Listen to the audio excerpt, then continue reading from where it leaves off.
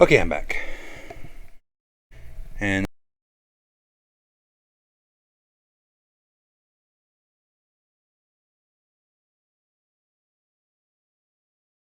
One second.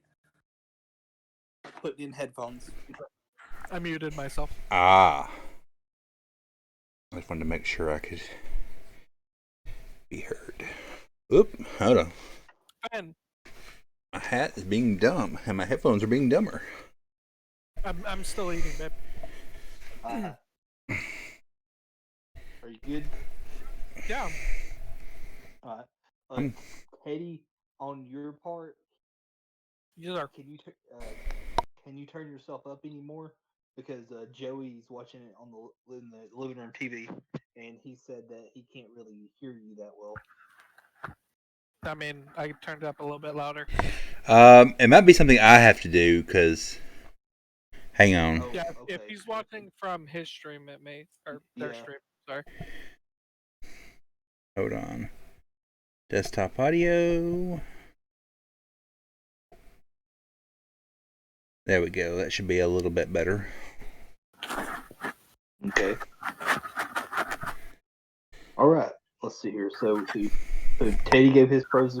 Teddy gave the pros and cons, and so now, we'll move on to Davis.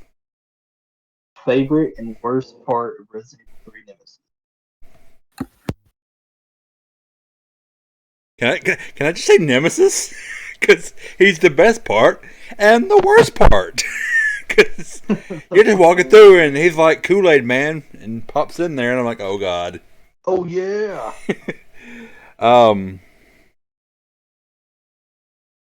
But I mean, to be serious for a minute, like I do think that, wow, my brain went out. Nemesis is the best thing. Just the whole being chased and trying to do this and that was great. And then I guess the worst part, if I had to pick, I mean, maybe the reuse assets. But like I said, it's hard for me to really think of bad things because I just love the Resident Evil games. They're all so fun. As we get further on, I'm probably going to have loads of bad things to say. But and instead, as Teddy talks, I'll probably have more opinions. Okay. Well, I guess we'll move on back to Teddy. Favorite and worst part of the game. Favorite part of the game, Nemesis. Second favorite part of the game. Worst part of the game, Nemesis. Stars. So the OG Nemesis with the rocket launcher that chases you through the city. Chef's kiss. The one who shows up in office buildings while you're in an office building just to try to beat your ass. I would also say an honorable mention in that is also the line of pure perfection, which is, you want stars, I give you stars, and she fucking shoots him with a magnum. Mm-hmm. Right. Worst part, I would say, is you don't necessarily know what scenario you're in. Unlike Resident Evil 2, where you could pick which scenario you go into, Resident Evil 3, after you beat it the first time, will randomly cycle between two game modes that are where the items are changed and the OG. And you can't really tell until you go to one area and see what items are in that area. That was kind of annoying, but it also in itself is kind of a pro because it also kept the game fresh. But for speed running, it's very annoying. Yeah. Okay. Davis, where would you rank Resident Evil 3 Nemesis?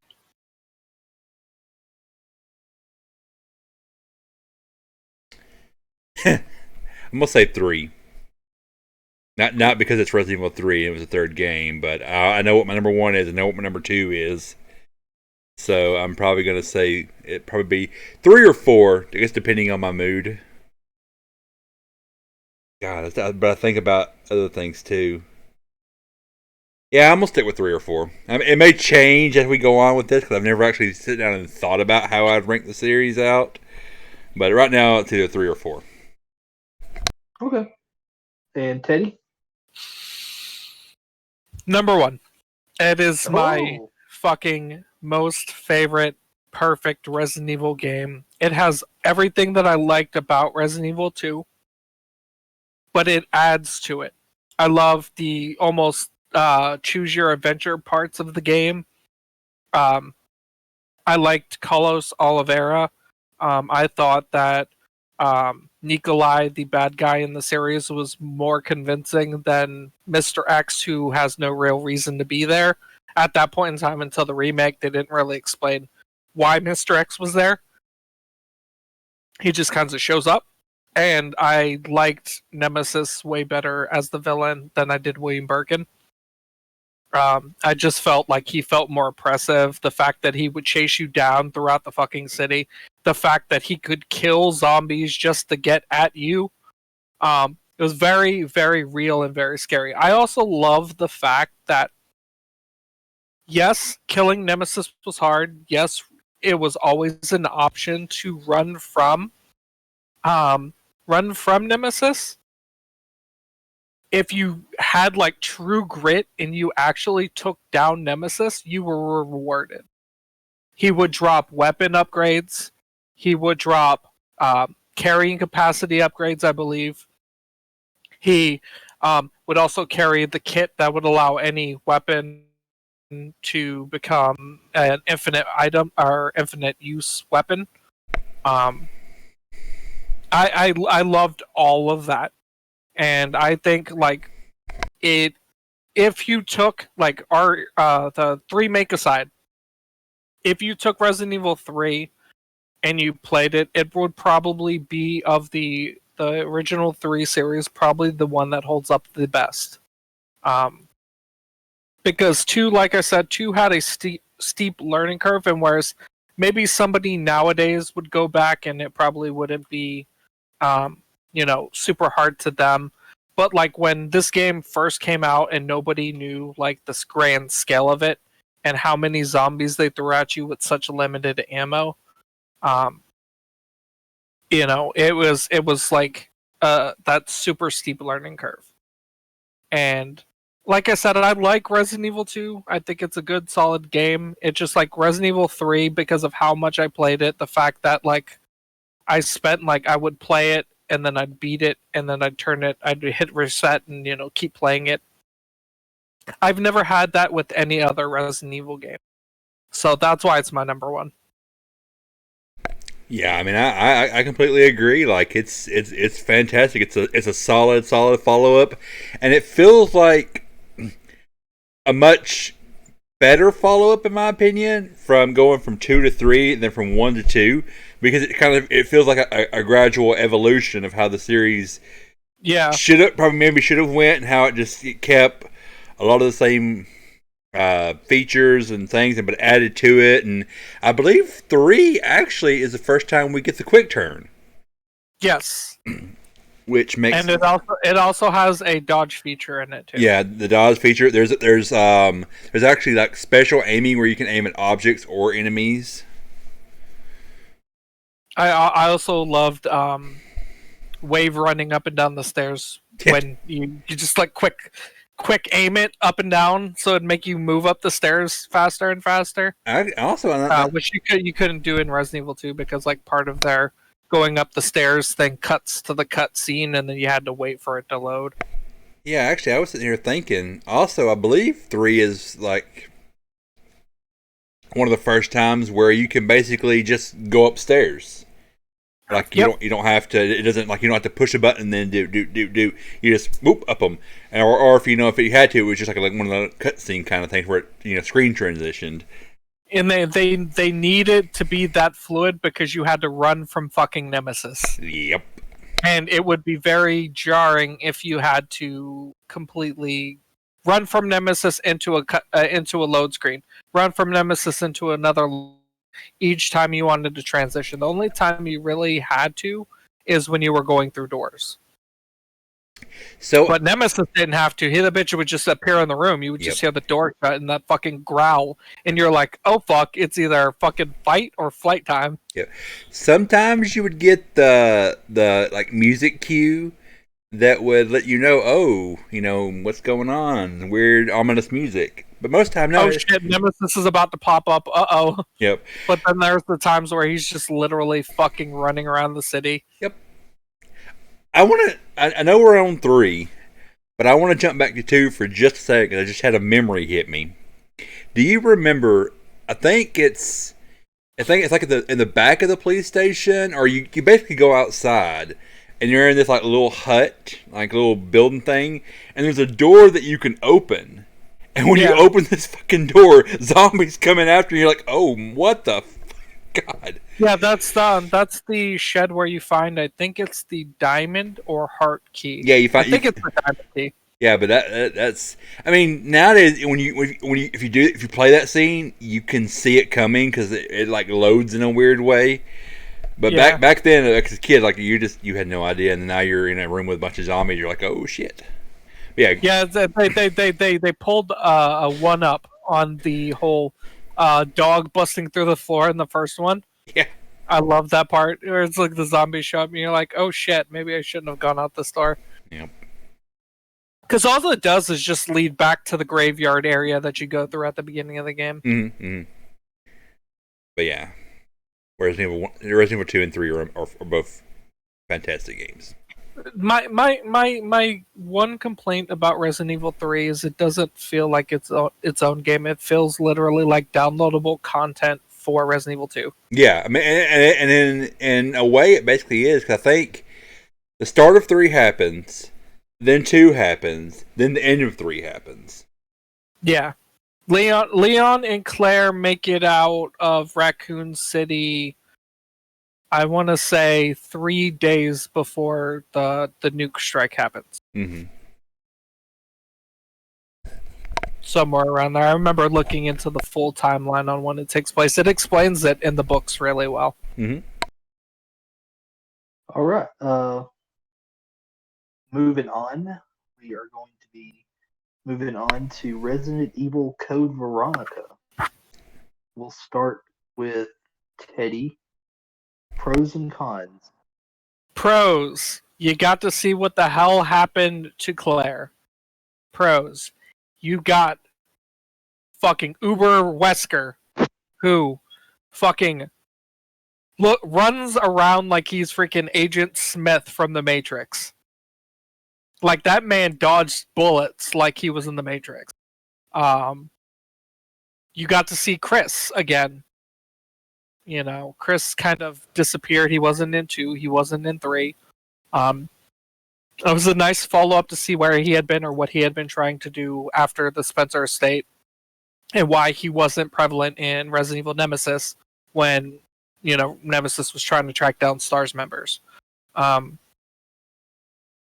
Cons, Steve, the entirety of Steve. I hate him so much. Like, he's such a whiny fucking character. He's such a incel, fucking woe with me, girls only like assholes, fucking friend zoner. Yep. Horrible pairing for Claire. The best pairing for Claire is Leon. I will die on that hill. That is not Leon's best pairing, but it is Claire's best pairing. But also, I wasn't a fan of, like, the psycho-esque aspect of it. I didn't like the Ashcroft twins and fucking the boy running around fucking this Arctic fucking naval base or whatever the fuck it is. Fucking Norman Batesing it, dressed up as his sister that is, like, cryogenically fucking frozen. The idea of using ants and, like, pheromones to me also was kind of fucking stupid, because, like, wasps would make more sense in that sense, because wasps can put off pheromones that make people attack other people or let you know that a particular target's a threat. But, like, just to use ants for, like, a villain, I'm just like, yeah, fire ants suck, bull ants may bite you and, like, hurt, but, like, come on, like, I didn't find it scary in any way. It would be very, very low on my list if it weren't for the return of Albert Wesker because I liked Wesker. I thought he was pretty cool, and I liked him being all uber hulked up.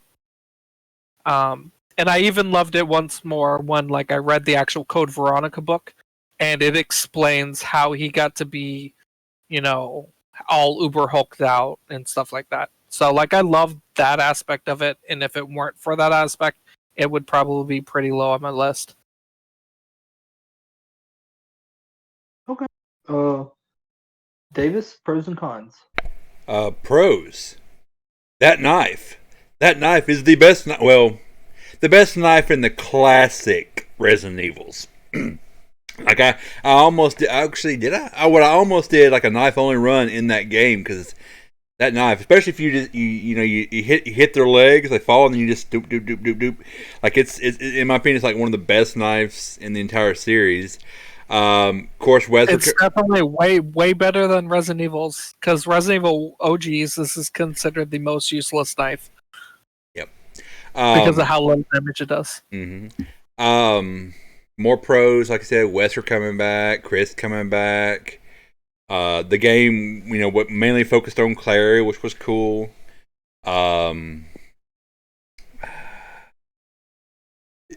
There's neat variety of weapons that were in there. Those golden Rugers that you never actually got to use in the game, only in the battle mode. They were, a cool design. Cons, Steve, and that the Ashford twins, like making that the main kind of plot of Code Veronica instead of more focusing on Wesker and whatnot. Like I know it's all kind of tied together, but I don't know. I figure it, but. I don't know. So I don't really know what all was added from Code Veronica to Code Veronica X because I didn't play Code Veronica until the GameCube version, which was the X version. Yeah, Code Veronica X is like the director's cut of it. Mm-hmm. It's the one where they kind of like toned a lot of the stuff down. Mm-hmm. I want to say most of the Wesker stuff was added in the X version, but I could be wrong on that. Wesker's entire return is exclusive to the X series. Gotcha. But yeah, it's a good game. Okay. Cut back to Teddy. Favorite and worst part of the game. Favorite part of the game: Wesker coming back and fucking straight up fucking putting Chris in a fucking chokehold within like fucking minutes of meeting him. Like I was like, damn, he went like hard. Worst part of the game is the of the twins, the one battle where it's the guy and he's dressed up and he's got the sniper rifle. I fucking absolutely hated that because it puts you in a really shitty locked camera angle and you cannot see where the fuck he is to know where the fuck you're aiming anything. Even if you're aiming in the right fucking direction, you don't know if you're actually fucking hitting him. Because he could be crouched or something like that, but you can't fucking tell. I absolutely hated that aspect of it. And for like a really, really, really long time, I could not make it past that battle without like the help of like Game Shark or something like that. Okay. Davis, pros and cons. You mean best and worst? I mean, best and worst, yeah. Part, yeah. Best part, Wesker. Worst part, Steve. But no, on a more serious note, yeah, just seeing Wesker come back and being a total badass. I did really enjoy Alexia's first form, not because of how she looked or anything like that, but just how like she like throws her blood and it turns and it just ignites into fire, and you're like, oh shit. Like that was pretty neat. But then she like morphs into like, different big old monsters, and like, oh, you ruined it. And then give me back burning blood. It was so cool. She's like just throws it, like she even throws it at Wesker at one point, and it like burns half his face, and he's just like, whatever. Like he's like, Chris, you handle this. I got more important things to do. He's like, I'm gonna go ruin every preceding franchise game after this. I'll be back, guys. We'll get there. But But I would say so. I don't even think I like the fight. I was going to say the part where you fight Steve in his like mutated form. I was going to say. I was going to say maybe the fight was fun. The fight wasn't even fun. Like it just that whole part. There's like nothing good about Steve. You could remove Steve's existence from the entire game, and it would not change anything. It probably would be more enjoyable. You might actually get to use the gold Rugers. Yeah. But yeah, it's just, and then Claire cries over him, and it's just like we should be rejoicing. You knew him for like 0.2 fucking seconds, like, and you're over here crying over this man. Like, where's Leon? Mm-hmm. Like, come on now, Leon. You're not gonna replace Mr. Leon S. fucking Kennedy with this fucking simp. Leon gets a passing note in like an email, and that's it. Like, dude. But yeah. Okay, Teddy, where would you rank this one? 8th or 9th, to be fair. If I had to do a top 10, Wesker carried that game for me. I didn't like a lot of the boss fight mechanics. Like I said, I didn't like the sniper rifle fight. The throwing blood thing with it being on fire was kind of cool, but like David said, the final forms of it kind of ruined it. Plus, like, the backstory for them was just super fucking flimsy. Like, even in the book, like, the writing for it, it doesn't, like, make it any better. It's just, like, these characters were so, like, shittily put together based off of, like, characters that were, like maybe uttered once in the entirety of, like, the first 3 Resident Evil games. So, like, I did not enjoy it whatsoever. Like the Ashcrofts, wow, they were mentioned like once in like Resident Evil 1, I think. Okay. Davis? And I'll agree. I might put it a little higher because it was one of the first ones that like I really got into, and I remember there was a time where I was sitting there playing it, and my younger cousin at the time like watched me beat the game. So like there's memories there, but yeah, it's just maybe 6, 7, maybe lower. I'd have to think about it. Like I said, I'd really have to think about this, but just the Ashfords and just I don't know, man. It's just I don't know what it was. Just a weird concept or what. I don't know what they were really thinking with it, and you can tell at that point in time they were trying to move away from somewhat like the repetitive zombie trend that they were setting at the time. Because they started to use different things, like in Resident Evil 0, they started to use leeches, and in that game they used ants, and like starting the trend moving forward with each game, more like, well, now we've got like Los Plagas and centipedes and stuff like that in Africa, and Chris is punching boulders, so like it to me like it signaled the beginning of the end. Kind of, but like there was a game that came out after it, and then the Resident Evil remakes that I thought were really good. Yeah. But like up until that point, like I didn't care about it. I stopped playing halfway through, and like it's a game that I don't think I'll ever go back and play to finish. I know the entire story because I read the book, but like I just have no like urge to play past whenever Wesker shows up. I will say I think they're called Bandersnatch, the weird yellow cop enemy that had like one gigantic arm and he would like scorpion just pull you to him. That was a neat enemy. But I mean, other than that, yeah, I gotta basically disagree with most of what you said. It's just it was a weird. I don't want to say it was a low point for the series, but it was just a weird. Like it wasn't nearly as good as the original 3. Okay. So we're gonna move on to Resident Evil Remake. Wait, you're skipping over some games in the franchise there, homie. Am I? Yes, sir. We haven't talked about the Outbreak games yet. The Outbreaks didn't come out till later on. The Outbreak games came out before the remake did. Not according to this. The timeline in 2002, Remake and 0 came out. I'm looking that up real quick. Yeah. Unless this is a different remake. I don't Huh.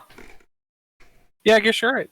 Weird. know. I honestly thought like with the graphics of Remake and Resident Evil Yeah. 0, it would not really make sense to have Outbreak and File 2 come Yeah. out after with subpar graphics.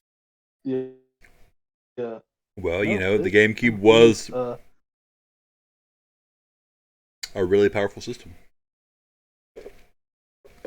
I mean, it wasn't as powerful as the Dreamcast, but I agree it was pretty powerful. Was it? I thought it was more powerful than the Dreamcast. The Dreamcast essentially was a fully functioning computer. Like it had an Ethernet, or it had data port on it. Mhm. You could hook up a keyboard and a mouse to it. It ran the internet. It had like a fully functioning internet browser. So essentially, it was a computer. And if you daisy chained enough of them together, you can actually make a supercomputer. Yeah, I mean, like I was telling you the other day, Prescott, like literally, Microsoft helped design that thing. yeah. It was the sort of kind of the prototype to the Xbox, and that's sometimes some people like to refer to the Xbox as the Dreamcast 2 in a way how it kind of evolved to that in a roundabout way. Yeah. Okay. So I personally believe that the Dreamcast was ahead of its time. Way Like ahead of its time. if you released it in the era, and like if you cleaned up the graphics and used modern times, but like if you had it in the era of like the PlayStation 2, Xbox, 360, and the Dreamcast, if it had been then, it would have been like a way better of a release. Because it would a lot of people were already using with the PlayStation and the Xbox, 360, that were using Xbox Live and PlayStation Network during those times. So like there would have been an actual market for using internet on the Dreamcast. yeah. Okay. So anyway, we were talking about Resident Evil Remake. Yes. And I will start with who did we start with you last time? Okay, so we'll start with Davis. Pros and cons of Resident Evil Remake. Pros, okay, yeah, I'm gonna say it. They fixed the voice acting. It's not as bad. It's still a little rough in parts, but it's not nearly as cheesy. Most of the lines actually make sense. The graphics, it looks for the time, and even now, like especially if you play like the Steam port or the PS4 port or whatever, like it still looks really good. You still have tank controls, but it feels like refined tank controls, I guess you could say, like this point where like it didn't feel as clunky. You have most of the stuff. Well, not most of a good handful of things that made 3 good, as far as like having the fluidity. You have in the remake. It's I don't know. It's a really good game. And cons, I don't know. It's really dark, which that made more sense than the original game having lights on everywhere, or what it felt like. I don't know. As like I said, like I said with every game so far, I'll probably come up with more things as we talk, but I can't. Off the top of my head, I can't really think of anything that's. I mean, I'm not saying it's a perfect game. It has its issues. I just off the top of my head, I can't think of anything that's like real bad about it. But Was it Chris's blood? you were almost a Jill sandwich. All right. Teddy, pros and cons. Pros. It is what remakes should all aspire to be as like a standard. I don't mean like really good remakes should like be this. Really good remakes, technically by new technology standards, should be way better. But it should be the bare minimum. It took a lot of like abstract, like not really fully explored areas and flushed them out way better. I like implementation of like some of the redone or rethought out puzzles from first game. I like implementations of the red caps or the crimson heads. I call them red caps. All right. But the crimson heads were fantastic. I love the fact that you not just killed them, but you had to burn them. Or they would come back and start fucking full on nemesis chasing you through the fucking place. My one complaint is also a pro, so I'm gonna say my complaint first, and then I'll loop back around into my pro. My complaints about the Resident Evil Remake game is the fact that it implemented the whole 3 masks thing. I didn't really like that puzzle per se. However, it introduces us to a really cool villain. Because it sets loose the events of Lisa Trevor getting out, and Lisa Trevor is the coolest, most flushed out, saddest Resident Evil like boss. Period.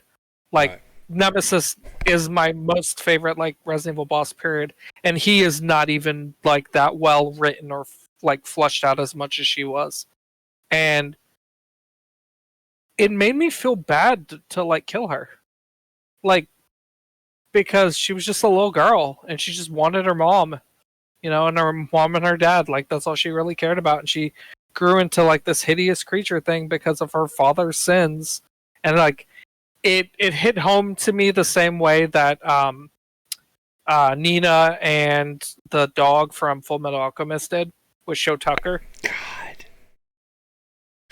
Yeah.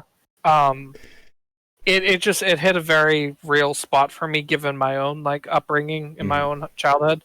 So like, yeah, the wheels in motion to like release her are kind of fucking annoying, but like overall I feel like she's so good. Like I loved like her introduction. And another pro, Neptune actually is a terrifying fucking shark. Right? In the OG Resident Evil, he's just some random normal-sized shark that you can easily just shoot with a shotgun and it dies. Like, this thing was like Jaws level threat. And this shark was smart as fuck too. It knew to smash against the glass to crack it, to release the pressure in there so it could get you. Like, it knew what the fuck it was doing. And even after you drain all the water out of there, it still fucking goes after you, and you have to electrocute the motherfucking thing. So, like, I thought, like, the boss fights in it were really well done. Tyrant's fight, they took an iconic fight and made it more iconic. They also gave, like, a bit of love to people like Brad Vickers, the pilot. Because the original series and the book that SD Perry put out, they made him seem like a coward. And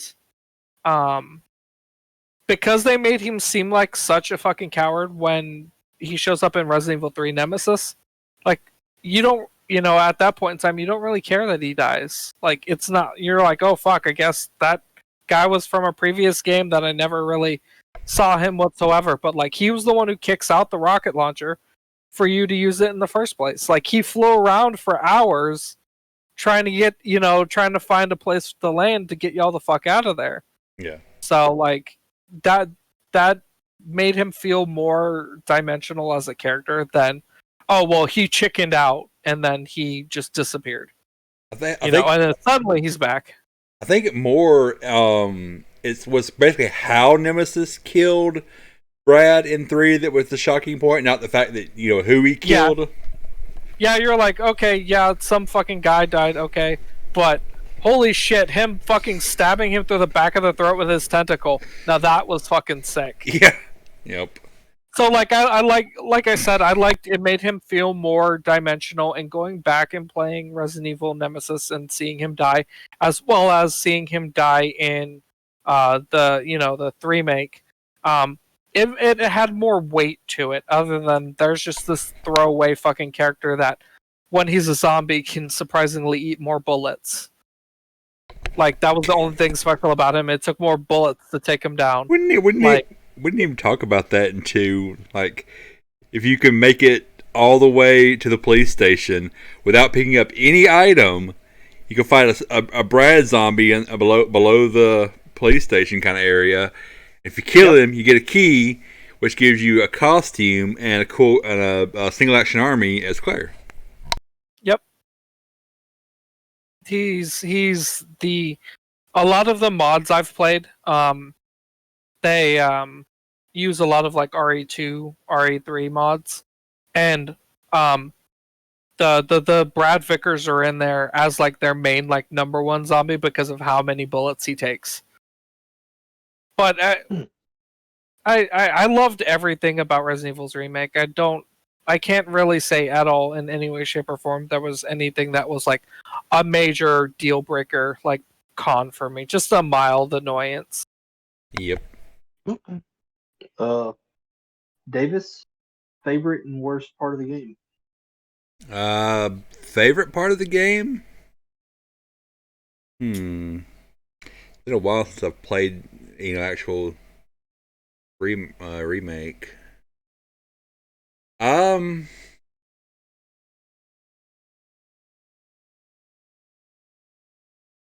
Damn, I can't. Let's see. I'm gonna go ahead and defer to Teddy while I think, because I can't think of what I'd call my best or worst part. Like, I guess Teddy, take over. I can't think. Oh no, you're good. As far as like best moment goes, best moment is obviously the entire Lisa Trevor like arc. Like I said, it was really sad. I didn't feel like coming out of that boss battle that I really felt like I had won something. Whereas, like, I felt like, yeah, I conquered Neptune, or yeah, I took out, the Super Tyrant with like a grenade launcher. You didn't win by like beating her, and to me, that's very fucking sad. Worst part about it is collecting the fucking masks to get her. I fucking hate all the bullshit you have to go through to get those masks. I'm really gonna have to replay it here soon, because I don't remember like this. I remember the mask, but I don't remember it being that much of a pain in the ass. It was just an annoyance for me, because I don't always do stuff in order that the normal game runs you through, because like I said, I do speed runs. So I take different routes, and sometimes like getting to a mask is like a bit of backtracking, which is the killer of any speed run. Oh yeah. So I'm gonna probably say the best part, but also kind of the worst part, are the Crimson Heads, because basically, you'll kill some zombies, and you don't think about it, and then you come back through, because there's certain parts where you have to go back through the mansion, and all of a sudden those motherfuckers get up and start chasing you. You're like, oh god, it's alive and it's fast. I will say though, like with the Crimson Heads, like back in the day, the first time I ever played through, I didn't realize that those were special zombies. Mm-hmm. So I would go through and I'd kill them, and then I'd be like, okay, yeah, their body's gonna disappear, and I'll leave the room and I'll come back in, their body's still there, and I'm like, okay, that's weird. Normally their bodies would disappear. And then I'd go about playing the game, completely forget the fact that zombie's body didn't disappear, come back in the room, and boom, now it's a Crimson Head. And I was like, what the fuck? I killed this zombie, god damn it! Yep. I will say, and this is more of a plus or pro to the modern ports of it, but if you're playing the Steam, PS4, or Xbox version of the remake, they brought back the N64 controls, where no matter which way you push, you go that way, so you don't have to play with tank controls, which is really nice. That was but yeah, it's just a good game. Teddy, where would you rank this? As far as remakes goes, this is like pretty high up on my list. My top three, I know I already said one. I would say this is number 2. Okay. Davis? I don't remember where I ranked Resident Evil 1, but I'm going to knock down Resident Evil 1 and put Resident Evil 2 right above it. Like, I'd probably say 3? No, I put 3 at 3, didn't I? You said 3 or 4 for 3. Man, do I think it's better than Nemesis? Now, I must say four for the remake because I like Nemesis too much to knock it down. So it's going to be Nemesis is a very, very convincing factor because, in my opinion, he is the best villain for a survival horror game. I will fight tooth and nail about Pyramid Head or Nemesis till the day I die. Nemesis is easily the better villain. Oh yeah. Come on, you can beat Pyramid Head with having literally no bullets. It literally takes a high-powered electricity blast, numerous shots from a magnum cannon, blowing up his own grenade or his rocket launcher in his own face, pouring him in acid for him to die. So he clearly was the more durable of the two. Yep. All right. Moving on. We're talking about Resident Evil 0. So Start go ahead. with Davis. Oh god, I just messed up again. I'm gonna have to actually. I don't know. Like, I didn't. So I've never finished 0. We'll start there. I've seen it. I know the story, and I've seen a few streams and whatnot of it, but I've never actually completed it myself. I want to say the one time I did try to play most of it, I got basically to the part where you get off the train. So that's not even, that's most of the game I didn't play. But I guess at this point you won't know my pros and cons. Yeah. So, I don't like the two people system. Like, it's the way they did it. It's neat, but your partner's an idiot, and you really don't have control of them. That'll sit there and waste your ammo. But yeah, Not if you give them a knife and take all of their bullets. That's true. But you gotta have them survive. I mean, that's why they have a knife. Yeah, that's true. If I'm in front of them shooting, what the fuck are they gonna need anything but a knife for? That's true. They just need to pull the zombie off me if it gets too close. Yeah, basically. I don't know how much, if I really care about like Rebecca and Billy as characters. Like I said, I'm sitting here thinking about it. I'm like, Rebecca's kind of cool, and Billy's just like a one and done kind of thing. But yeah, it's sad. I mean, it's actually, I really need to go back and play both it and Remake again. But I just don't really have a lot of opinions on 0. Teddy? I have a lot of opinions about Resident Evil 0. In my opinion, I felt like it ruined its like credibility when it became like anything but a GameCube exclusive game.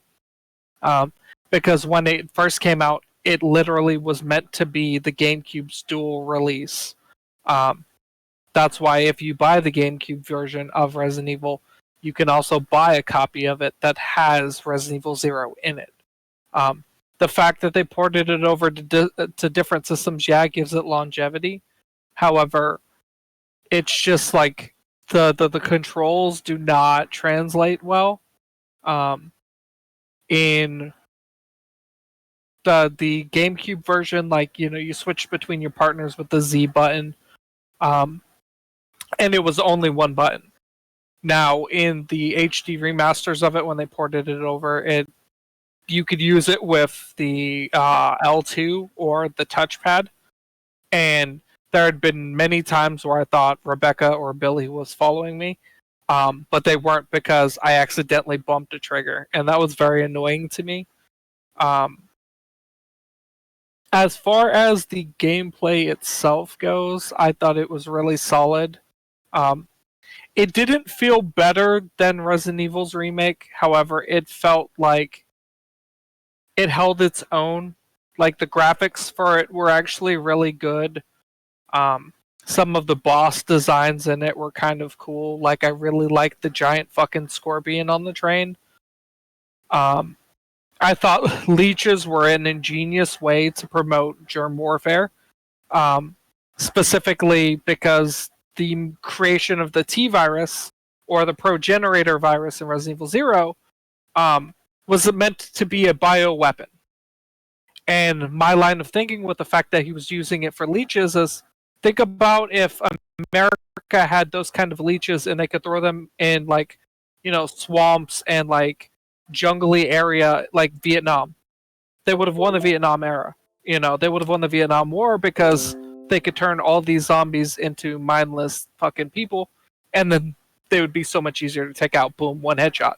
You don't have to worry about them firing back at you. You don't have to worry about them coming out of like their little hidey holes that they had underground, stuff like that. So, like, to me, I thought of like the larger the implications. I thought were really cool because there was a different way to discuss like how the T virus is transmitted. Because sometimes it's not effective enough for a zombie to just walk up and bite you, or for you to be scratched by a dog that may not be in a situation where a dog should be.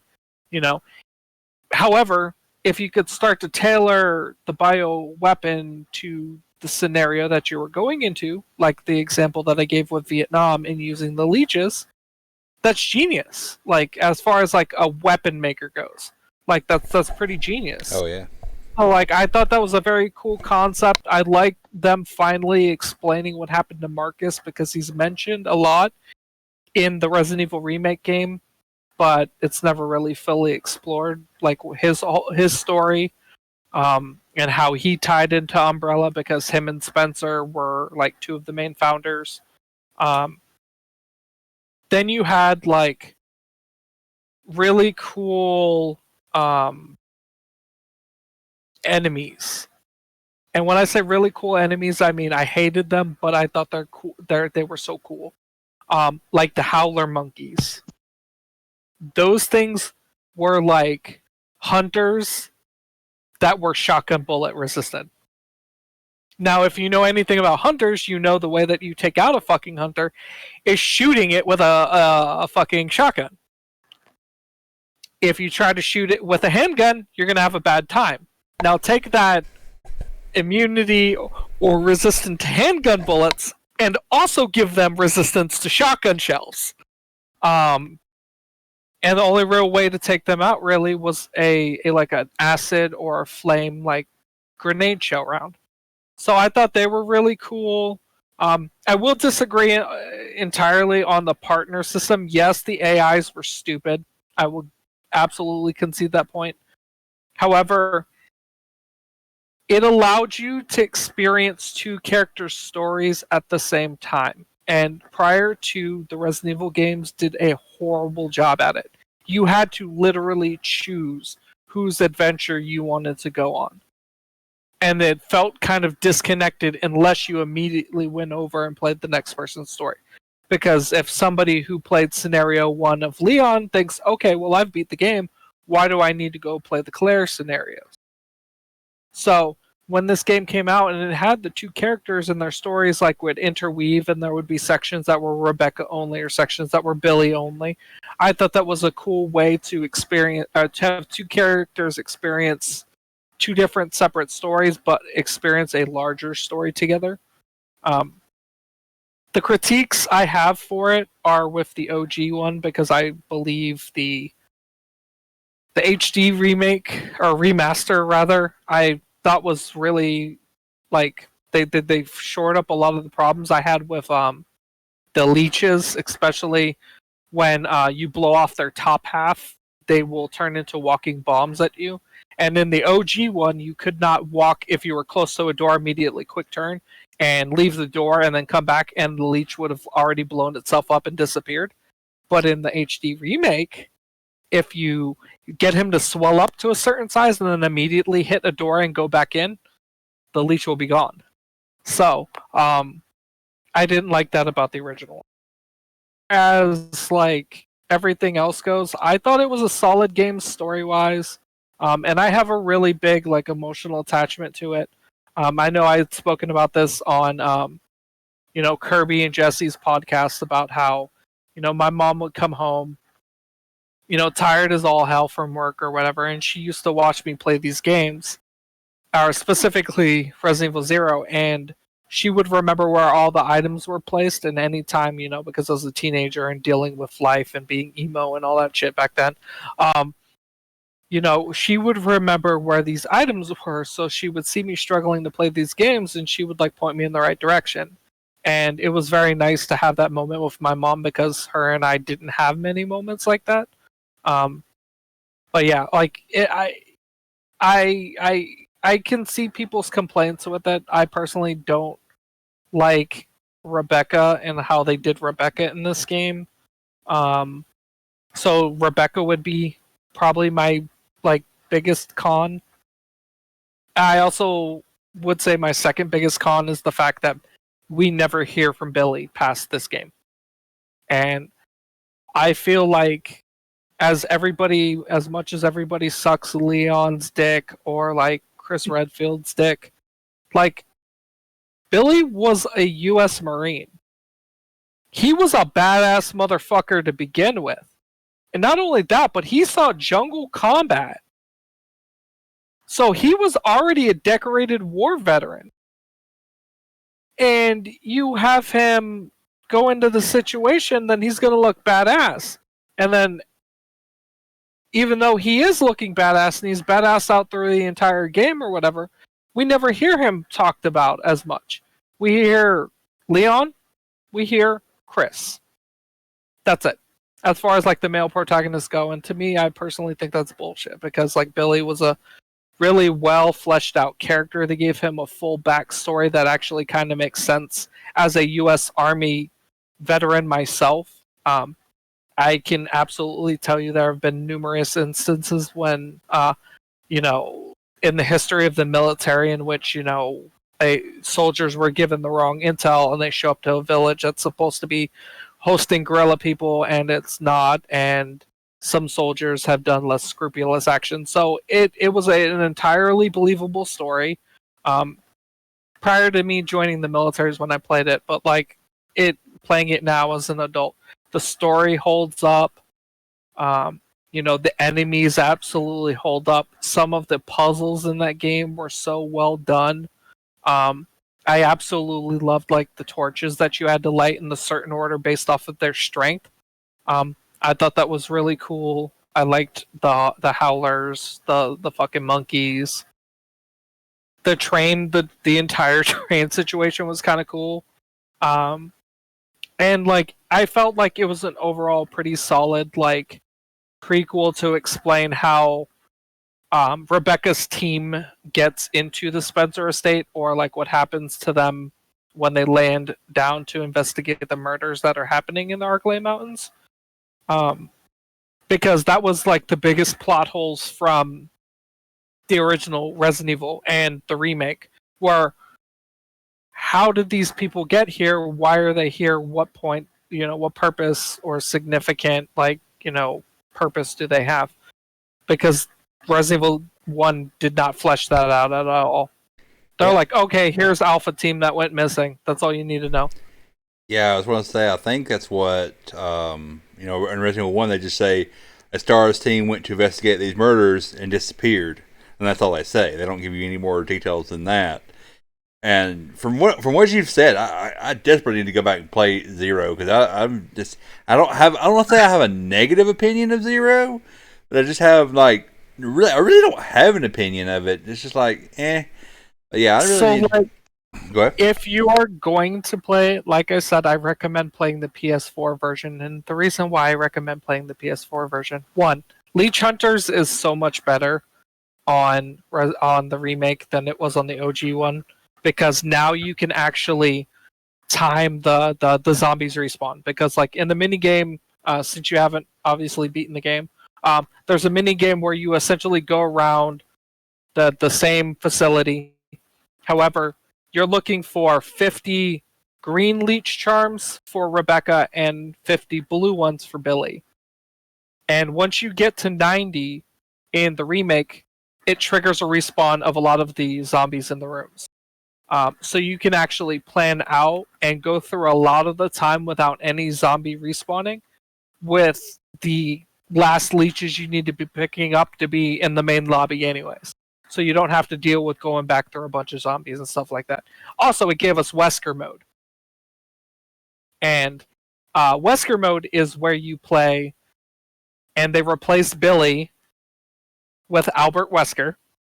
He can completely 0 to like 60 dash across like a good chunk of areas. So it makes clearing rooms like stupid easy. And he does this thing where he's like, and he blows up zombies' minds. And it actually gives me what, in my opinion, is Rebecca Black's best outfit. Rebecca Black, goddammit, that's the fucking singer. But Rebecca Chambers, sorry. Yeah. It gives Rebecca Chambers is the best outfit. It gives her the black outfit with like the little jewel that they put on Jill Valentine. Oh wow! To like mind control her, Mm-hmm. and it looks really like, I don't want to say it looks hot on her because I don't really think of video game characters that way, but like it's a very like aesthetically pleasing look. I understand. Yeah, I was probably gonna do that anyway.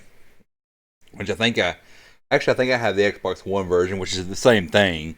Yeah. But yeah, I'll have to do that. Might do that for Halloween this year. I'm in the process of speedrunning it as Wesker. Nice. Teddy,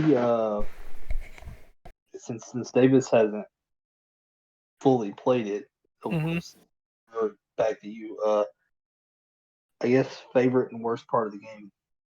Favorite part of the game, I would say, is the Scorpion boss fight. Because it tells you it's coming, but when the actual boss battle starts, it's such a fucking unexpected thing. Like literally, you go up into the upper part of the train, and then you like move across like a bar, I don't want to say a dining cart, but it's a cart like that has like a bar on it, where they're serving alcohol and stuff. And you hear this noise on the roof, so you're like, that's fucking weird.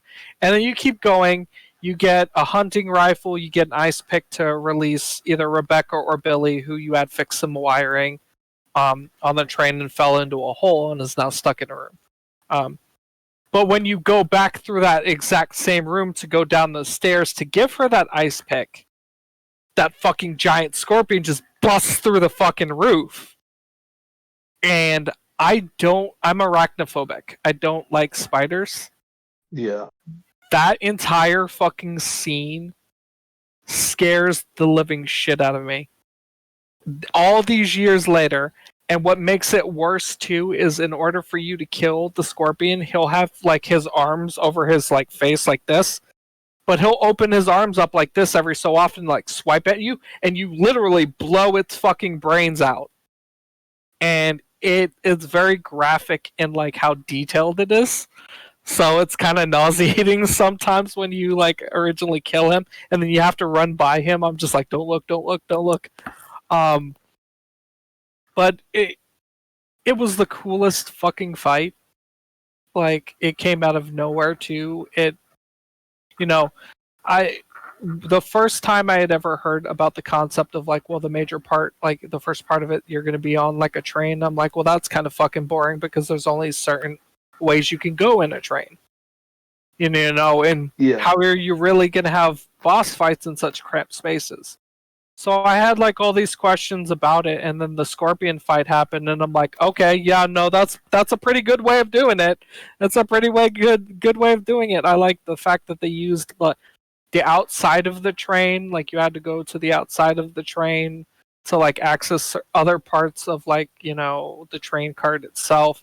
You can see where the scorpion pierced his claws through certain parts of the thing in which you actually fight him. So it was nice to see like the damage effects of the battle itself. Things I hate about it. I would probably say the writing for Rebecca Chambers. because you have Rebecca Chambers, and she's this. Her story is she's like a fucking savant, and she's 16 years old, and she's working for the police, and she's really good when it comes to like medicine. So they have her as a field mechanic, and she's like, or not mechanic, medic. Sorry. You have her be like the super smart like Doogie Howser kind of fucking person in this tactical squad, which is kind of stupid. You would think that would be good for like a military unit, but for like what is equivalent of the SWAT team, like you would just call in an ambulance at that point. Like that makes no sense. She has this this 16-year-old girl has the biggest fucking chip on her shoulder, and unnecessarily just fucking bows up to fucking Billy, Mr. U.S. Marine fucking veteran, seeing fucking goddamn tours in fucking foreign countries, dealing with guerrilla fucking warfare and shit like that. And you expect me in any way, shape, or form think she's in control of the situation over Billy? Like, no. Like, you can't sit there. You come across as like a bratty like sub. Not to throw like kinks out there, but she comes across as a bratty sub. And it's so fucking annoying to me. Like, Billy was like the character I absolutely always played with. I never played with Rebecca if I didn't have to. I felt like honestly she was a better of a character in the original game. Like she at least made sense that she was trying to make, anti-venom for the snake and stuff. Not this 16-year-old girl trying to navigate essentially a zombie attack on a train and a training facility and bioorganic weapons at 16 years old. Like that to me was probably the most unrealistic part about it. So just a quick shout out in my chat, the Bandos bomber that I talked about earlier that followed me, that's actually my cousin who was nice. Who just texted me and was like, "Hey," I'm like, "Oh crap, I didn't know who that was." And he asked me that, right at this moment we're talking about Resident Evil 0, which Teddy has all the knowledge and I have none. I believe me when I literally say I have played 90% of the Resident Evil games at least 5 times. And that is not an understatement. I absolutely love Resident Evil. Like, I know I'm wearing Digimon, I know I have, like, Kingdom Hearts and, like, other stuff in the background, Power Rangers as well. Resident Evil, though, is, like, my number one franchise, period. I think it is probably, like, some of the best games ever created, but also some of the worst games ever created. But it never stops trying to change and re-up itself and, invent new ways to tell old stories or take old stories and breathe life into them by changing up what we thought we knew about something. Yeah. So, like, I was fully obsessed with it, and I also got really obsessed with it during a time where I was reading a lot of books to escape, like, my emo phase, I guess. And I just got really attached to it during that time. It is chef's kiss. Prescott, why didn't you warn me ahead of time before I made out this challenge that I was talking to, like, the Resident Evil god over here? Like, oh, I've played them all 5 times. Like, fuck, I've played 2, maybe 5 times. I've played 2 or 3 times. When I get into something, I hyperfixate on it for like a good point in time in my life. Like right now, I'm hyperfixated on League of Legends. Mm-hmm. So I play League of Legends, TFT, and I watch it competitively played. Mm-hmm. So like that's my new like current game hyperfixation. But WoW was it at one point in time. The not Half-Life, but the Fallout. The Fallout series I was obsessed with for a really long time. I just get Fallout. Into Fallout is great until 76. Yeah, Fallout 76. Fallout 4 has some of the funniest fucking bugs, though. Yeah. Same with Skyrim. They Yeah. both have the funniest fucking bugs ever. I guess we'll have to have a Fallout debate between you two. Nah, I'm not like, I don't know like the lore and stuff. Oh no, I And I haven't played 1 and 2. so I have 1 and 2 on my computer. So like their stories don't really intertwine with each other. They're just the only way that they're connected as America went nuclear, and you're essentially playing the games in America that has been absolutely decimated by its over reliance on nuclear energy during like the nuclear 1950s, somewhere around there. So that's really all it is they don't really coexist with each other within the story. I think 1 and 2 loosely do, because I think you go to very similar spots, but New Vegas doesn't tie into 3, it doesn't tie into 4, But I think New Vegas and 3 may have some tying things, but I know 4 is its own thing. 76 is supposed to be its own thing because they take different different parts of the country. Like I know 4 takes place up in like Massachusetts, because it's the Commonwealth of Massachusetts. Yeah. See, Davis, I thought you were on the same level as the fandom of Resident Evil as Teddy was. Apparently not. Apparently, I'm just a poser. No. I never shit on anybody. Everybody's exposed it their own way. I'm not gonna gatekeep and say he's not a Resident Evil fan by like they're not a Resident. Sorry. Yeah. Go man. But yeah, my cousin's in the chat saying that he loves Fallout and it's the best game ever, and we should stop talking about Resident Evil and talk about Fallout. No, he did say he did say that he does like it, but he didn't say all that. But yeah, I was so disappointed by 76. I was so ready to drop money on a fucking goddamn Fallout MMO for it to turn into that shit, and I was like, ooh, thank God I dodged that fucking bullet. At least I have the fucking fancy Pip-Boy at one point in time. I pre-ordered it and then canceled it. Yeah, I remember when that was coming out, Prescott, and you were getting all excited, and then you start hearing worse and worse things like, oh. No, I played the beta. Oh, the beta. Yeah, it was the beta what ruined it. That sounds familiar though with Kyle's other experience with fucking Cyberpunk. Dude, one of my coworkers doesn't think Cyberpunk is that bad. He actually likes the game, and I'm like, are you high? Like, not. Go ahead. It depends on if you're playing it on PS5 or the Xbox Series X or whatever the fuck it's called. Or high-end PC. Yeah, high-end PC. It's not a bad game. Like, it's got its shortcomings that any other game would have, but it's not... I still think even... objectively, it's not a bad game. However, the PS4 graphics and the Xbox One graphics are shit, and they are working on patching all of those graphics up to date, as well as patching out any bugs that came from it.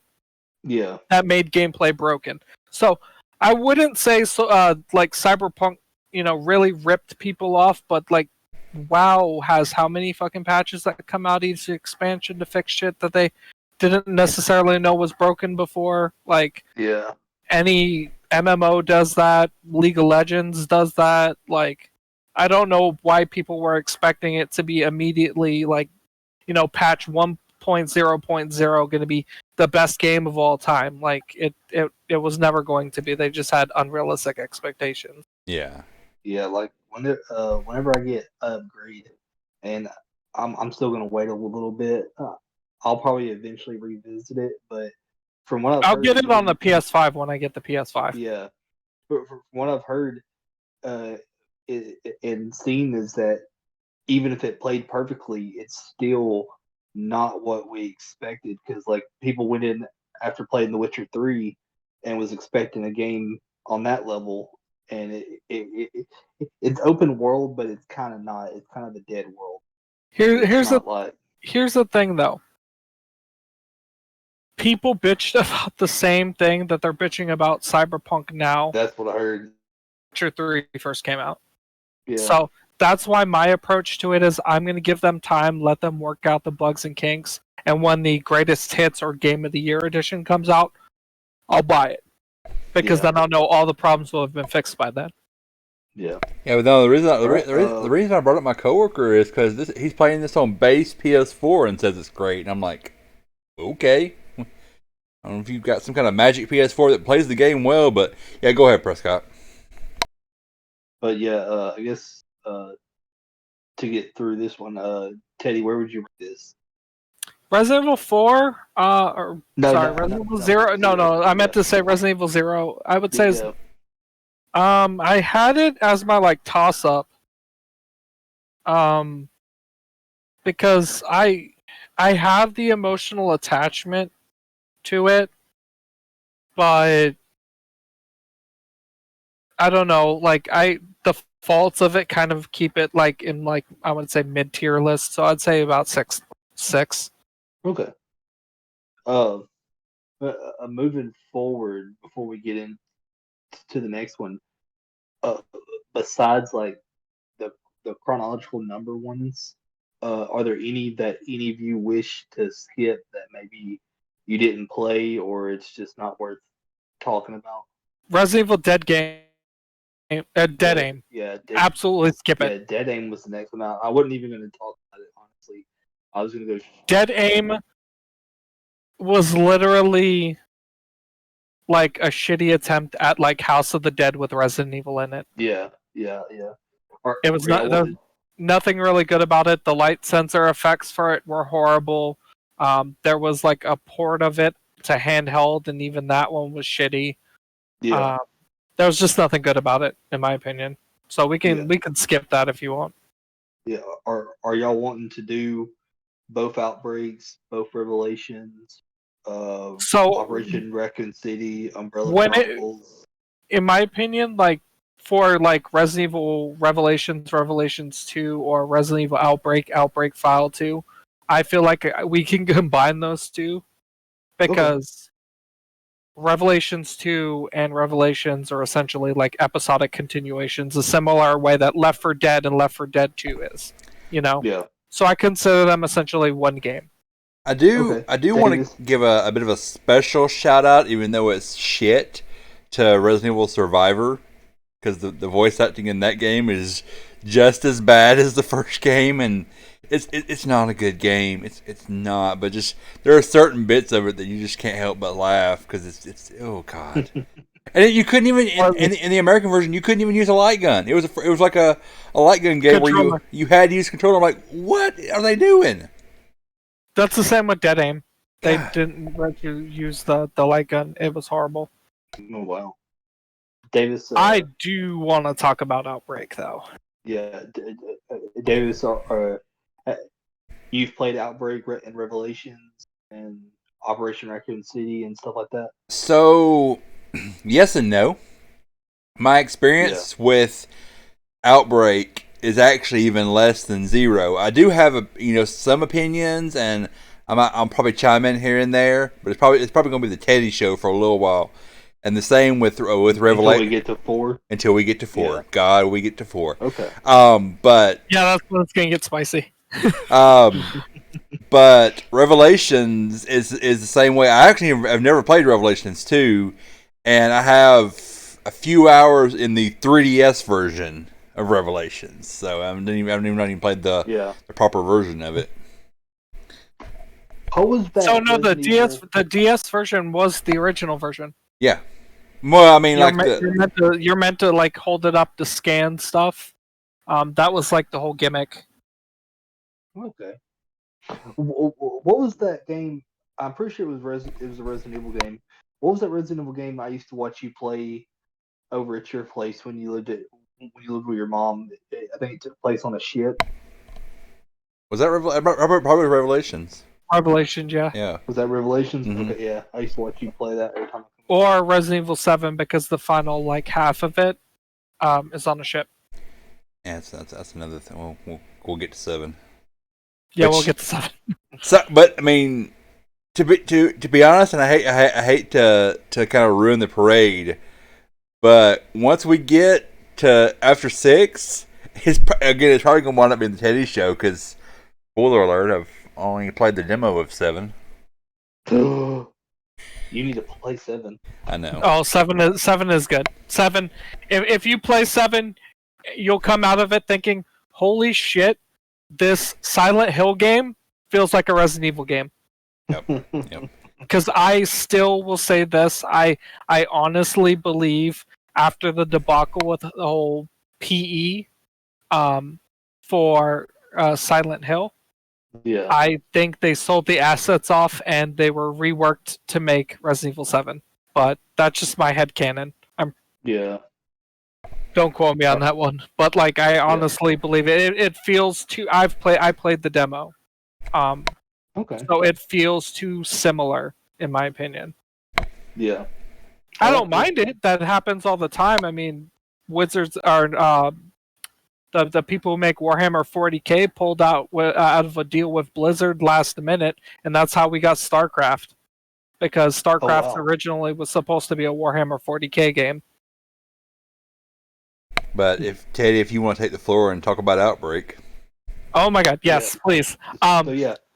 Ask your question, sir. Let's move on to. We're going to combine them to just, so we're not doing time's sake, yeah. Time's sake, yeah. Which we don't really have a time limit, but still. So Outbreak File 1 and 2. Go ahead and give your pros and cons, Teddy.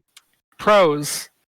It has the coolest concept ever, and that is multiplayer survival horror. You and your friend no longer have to sit next to each other and take turns with the controller to play a fucking Resident Evil game. You can get 4 of your fucking friends networked up and y'all can actually live a survival horror game. And I was obsessed with it also around the same time I was obsessed with the .hack series. And if anybody knows anything about the .hack series, it was an MMO. Well, it was a pseudo MMO. It started out as an anime about an MMO called The World. Then it evolved into a series of 4 PlayStation 2 games, which played essentially like an offline MMO. And I was really obsessed with like online games back then. Like I mean, I still am. I play fucking League of Legends all the time and World of Warcraft. So I can't really say my consumption of it has decreased. But I was really interested in the concept of like multiplayer games and like co-op type games like that. Yeah. So it was very fun to get friends together. I convinced 3 of my other friends that we could get this, game. And it has a good series of characters that you can play as. Each of them has their own strengths and weaknesses. It was very, very refreshing. I know it plays out in a what if episodic thing because essentially the Outbreak games are what ifs. Similar to Marvel's what ifs, if you will. But no part in those games actually felt out of place, like it doesn't actually happen canonly in the Resident Evil games. Like, the first ever stage you play for the game is literally 0 minute of the Raccoon City incident in which the zombies started attacking the city. You're literally sitting in a bar with fucking other people that some are your coworkers, some are staff, and zombie comes in and just starts fucking shit up, and you got to get out of there because the zombies are coming at you. Like it was very nice to see because Resident Evil 2 takes place technically after the initial city happens, the outbreak of it. Yeah. So does Resident Evil 3. As a matter of fact, Resident Evil 3 takes place 3 weeks after the zombie apocalypse has already started. So it's like that they would not ever show what happened like minute 1. Like they kind of do in like the cinematics that lead up to like Resident Evil 2, like the very beginning of the game. If you watch like the cinematics, it kind of explains a little bit. but there's still a lot of gaps, and I felt like Resident Evil Outbreak, those games actually filled in a lot of that. It also got you to explore a lot of the other areas that Umbrella, like, because a lot of people don't realize, they see Umbrella as like this big, like, weapons manufacturer essentially. A lot of people, because they're always talking about, oh, this is a bioweapon. A lot of like casual Resident Evil fans don't understand that Umbrella is a pharmaceutical company. And if you've ever lived near a medical college, you have what is called a medical city around it. And that's essentially what Raccoon City was. It was a medical city. Like, Umbrella was the main reason that town thrived. It employed the most jobs. It, had so many shadowy, like, behind the scene dealings with a lot of different places, like, the police department, the universities that were there, a lot of the hospitals. And the Outbreak games actually go through them and like they bring those to light. And I thought it was very interesting. And it was nice to see some of the villains come back. Dealing with all the the super tyrants were kind of cool to see them fucking slashing up the place. I believe in one of them there's like a giant fucking zombie elephant that you have to fucking deal with, which is the coolest fucking thing ever. It was a really good game. Now, here comes the big glaring con. The game was not fun if you weren't playing multiplayer. If you didn't have the PlayStation Network, or if you only had the game yourself and your friends didn't have it, the AI is the worst AI ever. And the reason why it was the worst AI ever is because they could come and go in rooms as they pleased. They can pick up and drop items as they please. They will pick up key items that you need for progression and drop them all the way on like another part of the fucking map that you have to get to, where zombies may have already been like a heavily present. They weren't before, but now they are. So you would have to go all the way back through, go through all these fucking zombies just to like fucking get a key item because one of the characters who was carrying it died there. And it was so fucking annoying to deal with all that. But they did introduce something that I think should have been like a main staple for any Resident Evil game. And that is the infection meter. Because if you know about take even coronavirus right now, you know that there are many ways for diseases to transfer. Mm-hmm. Many ways for you to get infected with the disease, whether it be airborne, whether it be contact, whether it be a cut in your own skin, whether it be fucking, I don't know, maybe you bite your fucking lip and you fucking walk through like zombie fucking spray and now you're infected. This game actually gave you like a 0 to 100% infection counter.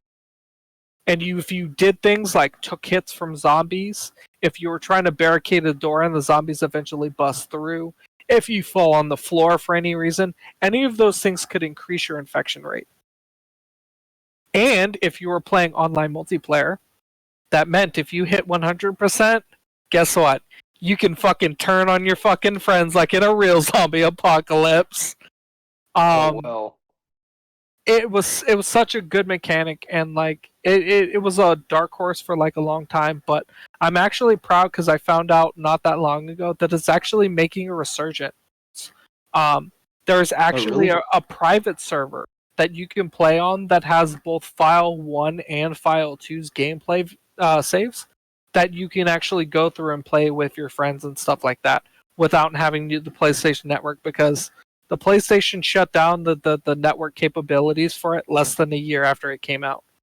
So a lot of people like me who were obsessed with games like that and .hack, during that time, really kind of revived that franchise. They did the same thing with Phantasy Star Online episodes 1 and 2. They made the game Blue Burst, which is like fan maintained servers to like bring this game. over. So it was very nice to see that it gets playability now, because like growing up outside of Resident Evil 3, those were probably the games I played the most. And of course I was better than it than all my other friends, because I would be playing it in offline mode as well and completely kicking everybody's ass despite my AI fucking partners completely fucking me over, you know. But yeah, it was very nice to see like that outpouring for the community.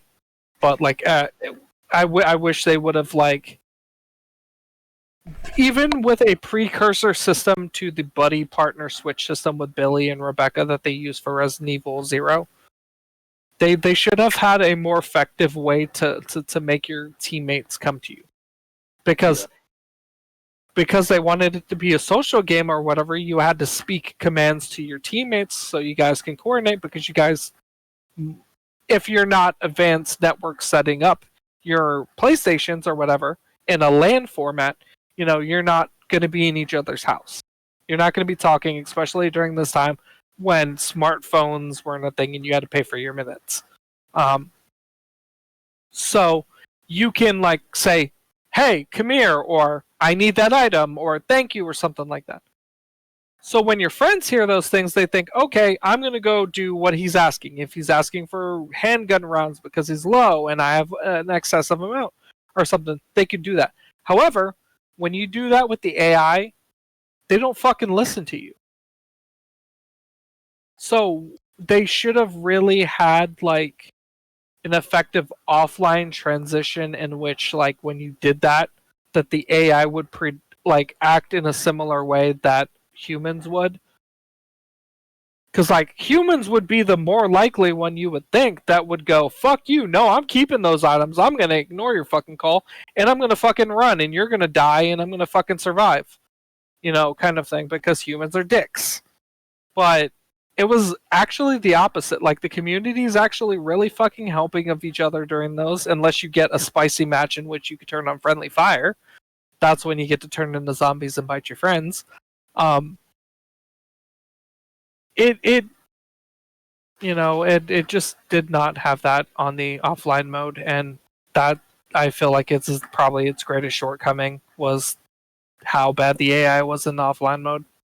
Yeah, it really seems like that Capcom either needs to make an HD remake or revisit this concept, because I remember hearing a lot about this, and I played it myself offline, and it's just the worst experience ever. It's kind of neat. Everybody has their own pros and cons and stuff like that, and it's neat to revisit. I only played Kevin because Kevin started out with a high-powered handgun, and when he did this, if you let him fully get to this point before you pull a trigger on a zombie, it was like a good chance it was going to be a headshot, because he was actually aiming. You could see him literally. You would see him shoot like this, but if you actually just held the gun out without pulling the X trigger, he would go like this and actually get a better aim and do like a shit ton more damage with it. Oh wow, yeah. I don't remember who I played it. I remember playing a bit of it here and there. But yeah, it seems like it really needs. I mean, I know whether we could play on. You could play online with with community and whatnot, but it needs either an HD remaster or Capcom to revisit this concept for Resident Evil. It needs an HD remaster. I know Kirby and I were kind of disagreeing on the fact, we were both talking about like, oh well, now that Remake is done, well then they're gonna set their sights to Resident Evil 4, and I'm like, well, there's the Outbreak game series that could use the fucking love with an HD remaster. But even if, God forbid, Capcom never wants to touch, the Outbreak series, Veronica still needs an HD update before Resident Evil 4 does. Because chronologically, it came out first. You're not gonna redo the remake for Resident Evil 0 because it's already a remake and it's well done. You can just HD update it and port it over. Same thing with Resident Evil 0. So, like, Veronica did not get love in that situation. So, like, you did 3, then the next chronological one would be Veronica long before we get to 4. Because, in my opinion, they're still porting. If your game is still getting ported over with just, like, sharper graphics, then you kind of don't need an HD remaster. Yeah, four's got enough ways to play it, and it still looks good to this day. I mean, it just got a Switch version like last year or year before last. Like, Oh God, let me tell you though, some of the Nintendo versions of the Resident game are absolutely fucking trash. Never play Resident Evil 4 on the fucking Wii. It is the fucking shittiest controls I've ever experienced. I got so mad at that fucking game. So bad. Like the joystick did not work as an effective controller. you said the Wii version of 4? Yeah. Like the PS4, the GameCube versions, like those were both pretty solid, like in their controls. But for the Wii, they just went off the fucking rails with it. Like it was very clunky. There was like a lot of ledges that like you couldn't quite clear or get over because of the clunky controls. I was not a fan. It was the first way I ever tried to play Resident Evil 4. Finally, see, we're here. see. We're going Revelations. We're gonna put you to the side for a minute. We're just gonna jump into 4. Well, Revelations is like way after 5, so we got a while before we get to Revelations. Well, here we go. Let's just jump. This is what the people have been waiting for. This is the whole reason that Kyle wanted to do this. Resident Evil 4. All right. Are you? Well, hang on. Before we go to 4, anything else you want to say about Outbreak? Outbreak. Yeah. Outbreak, criminally underrated. First part and favorite part. Playing online with your friends and getting to tackle a survival horror game together. In a 2D escape room, essentially. Because let's be real, that's what most Resident Evil games are escape rooms. But cons, just the horrible, shitty offline AI. The biggest con I have is probably that. Yeah. What about ranking? I would say it's. I guess rank them both, like as if. But yeah, I ranked them together. They were actually. I know I'm kind of changing some of my rankings as I think about them, but they actually were in my number 4 spot. Okay. Because I said, I absolutely loved playing online with my friends, so I got like really attached to it. Yeah, just hearing you talk about that, I was just sitting there thinking, I was like, man, it's like me, you, and Davis need to find some kind of survival horror game or just some kind of Left 4 Dead multiplayer. That's what I was thinking. Left 4 Dead. Left 4 Dead would be fun. That all of us could play together and stream. That would be so fucking fun to play together. Oh yeah, and the best part is if you get it on PC, you can add effects to it. So right now, my favorite effects are when tanks show up in there. Instead of playing the normal jarring tank music or whatever, it plays the song "Last Surprise" from fucking Persona 5. Because it's like the part of it when he runs in is he kind of creeps up on you, and the lyrics in the song are "You'll never see it coming for you." So I was like, oh, that actually fucking fits. And then I'll just like as all the zombies up as like Teletubbies and shit like that. I'll change their assets to be that, and it's the best thing ever. So I have Left 4 Dead. I think 2 for Steam, and during my Brony days, I installed a mod where all of the characters were My Little Pony characters, and they like stood up on their hind legs and like had guns and shit. And to see that in Left 4 Dead is just the funniest fucking thing. I did the Power Rangers. Those were my skins. We were the Power Rangers. It's so much fun. Kyle, get a PC that's worth a damn. What?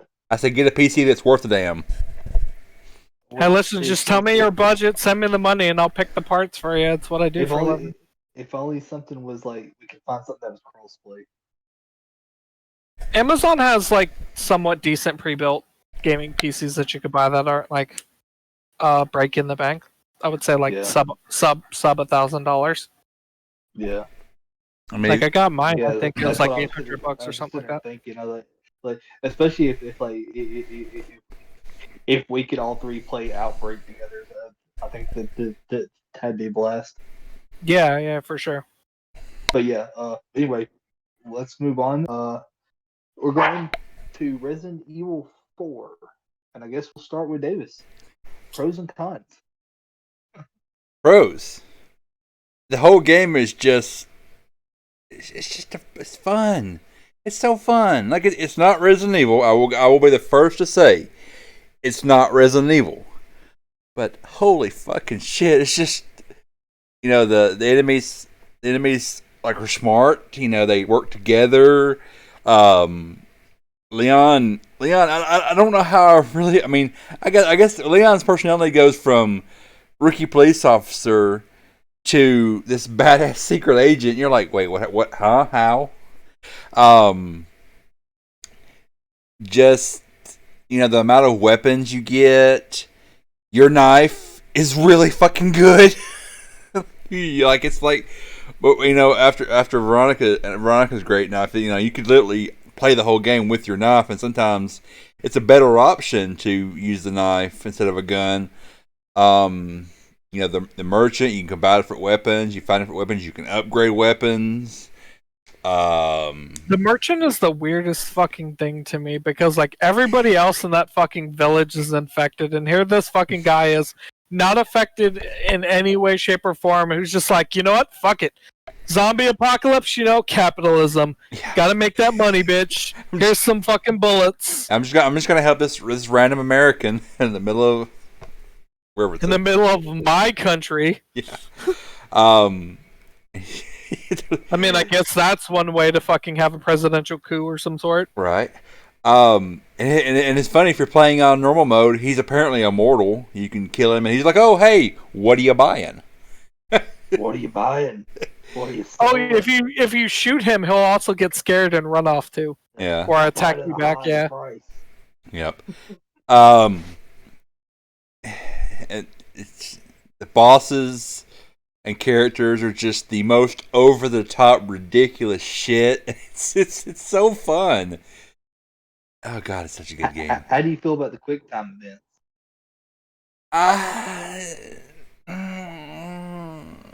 I don't hate them in Resident Evil 4, because even though they're sprinkled throughout there, and this was kind of the beginning of that whole deal.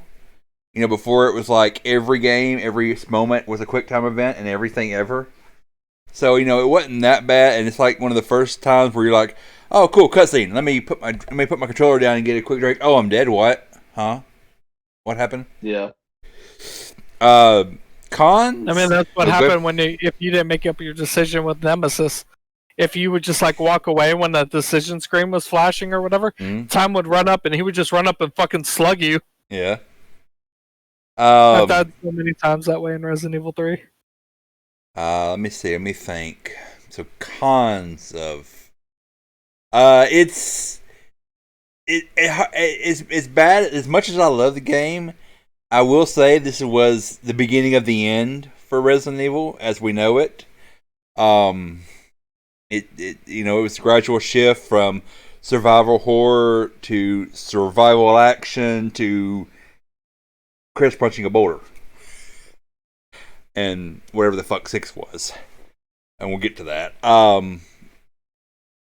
The characters, while they were over the top and hilarious, you really couldn't take any of them seriously. Like maybe Sadler was kind of, but still, it's just... the guy walking around like fucking Jason Voorhees in the fucking Second Friday movie? The bag on his head? Yeah. The fucking Chainsaw, I consider him probably the most iconic person in that entire game. Yeah, I'm trying to sit here thinking. I'm sure once Teddy gets started, this is going to be fun. Which I know I appreciate you being quiet while I say my piece, and I'll give you the same respect. You're chiming in here and there, but nothing, nothing too bad. But it's a fun game. But I'm gonna go ahead and mute my mic and let Teddy have the floor. Okay. So I know I've already slammed the Wii version because that is a fact. If you go look back at all the gaming reviews of the GameCube and the PS4 version, you will see that they are rated a lot higher, and the number one complaints that they had were for the clunky controls. That being said, QuickTime events killed Resident Evil. It killed survival horror to me. Also, the fucking president's daughter.